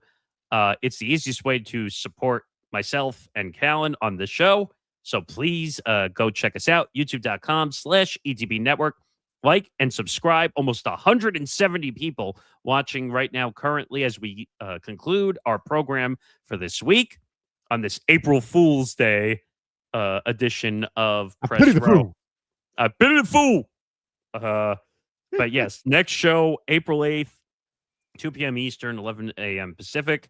Trying to effort some more guests for next week as we continue to work on that. But where are we going to be? The tournament is up. We barely talked about the tournament today at all. Yeah, I know. I mean, I think the only major story was about Dan Hurley like headbutting that referee in the game on Sunday. Well, they took that referee out too because of like a bias situation. Why am I not surprised?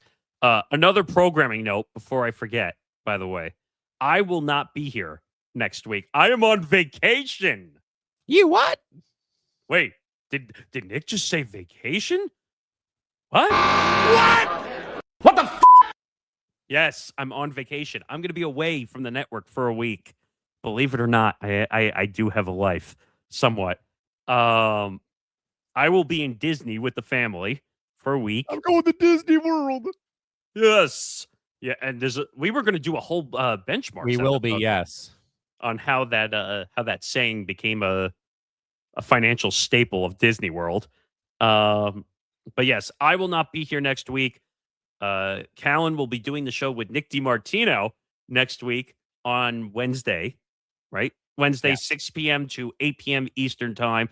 2-hour show because I'm not here. So you get a 2-hour edition of the show next week. Actually, you might want to change that banner. Yes. That's why I pulled it down. So, yes, Nick DiMartino will be filling in for me next week. Callan will still be here. Thank God. Don't worry. I'm not going anywhere, folks. I'll be right here. Don't break my legs. Don't break my legs. So they will do the show next week. I will also not be on Empty the Bench next week. Tom Albano will be taking my spot to host with Zambando. And all shows will be live. Live. We're doing it live. Yes, Bill O'Reilly. The whole network, all shows, including the tape shows, will be live next week. So it's going to be a live week of the Empty the Bench network. So don't miss out on all of that. I will not be on the lounge, obviously, next week on Monday either. So as Nick, I think, pointed out, though, too, during the weekly update, that this is the last week of the dueling shows before we move it to the singular one show combined effort on April 12th. Yeah, so starting April 12th, the ATB Lounge will be Sundays going forward. That's it. No Monday. Nick DiMartino and Callan will be hosting the show together going forward, 8 p.m. to 11 p.m. Eastern. So I'm hoping all our talent will be able to rotate on the show so that it's a one show a week show. Now, I said show too many times in that sentence. Show. It's all about the show. But yes, that's the new after this week, Sunday, Monday show this week. Back to or starting on the 12th, it's one show a week, 3-hour show, 8 p.m. to 11 p.m. Eastern, starting on April 12th. Mark your calendars. The Monday show is officially gone. So make sure you tune into all that. Make sure you follow our show at Press Row ETB across all social media platforms. We will get to TikTok if I have to go beat them up myself. Steel chair. Yeah, so we'll even though they tried to ban us for saying alcohol consumption was done on the page. That was on the lounge account that got banned, which I still can't believe. The lounge. I'm thinking Press Row. I'm getting too many accounts confused in my head. Happy Passover if you celebrate. I'm going to, my family's actually here. They're waiting for me. So hopefully happy Passover, happy Easter, happy any holiday you celebrate at this point. Leif Erikson Day. God. I still think that's the funniest reaction when Patrick, when he goes to open the rock. Happy Leif Erikson Day. Yeah, had to go get more giant paper. Even though he wrote it on giant paper. No, I'm all out of paper. Can you move along? I'm all out of time cards. All right, that'll do it for the show. No unnecessary wagers this week, just so people know. Nick D will be doing an unnecessary wagers show live on Monday on National Championship Day. So look forward to that. Did I leave anything else out before we end the show? No, we will go back to the drawing board, though, about bench warrants and the Cranium show eventually. Well, I think the Cranium show is almost ready to go. Yeah, we're close. But that'll do it. What a week, what a day, what a year for this show, as we've had incredible guests on this show. The best of it is going to be incredible at the end of the year. Is it, what did I say the other day to you? 25% of the year is already done? I can't believe it. It's already April 1st. Is that crazy? That is insane. But I'm going to stop rambling because we are over our 3-hour slot. I got to get ready to go to work this evening at 6:45 Eastern. All right. That'll do it. He's Callan. I'm Nick. Have a good day, everybody. We will see. Well, Callan will see you with Nick D next week. I almost said that. But they'll see you next week. Nick will be enjoying the France Pavilion at Epcot, drinking a glass of wine. Yeah. Well, you know what? I want the Dole Whip also. In the Dole Whip, too. Isn't that the best? Like, it is.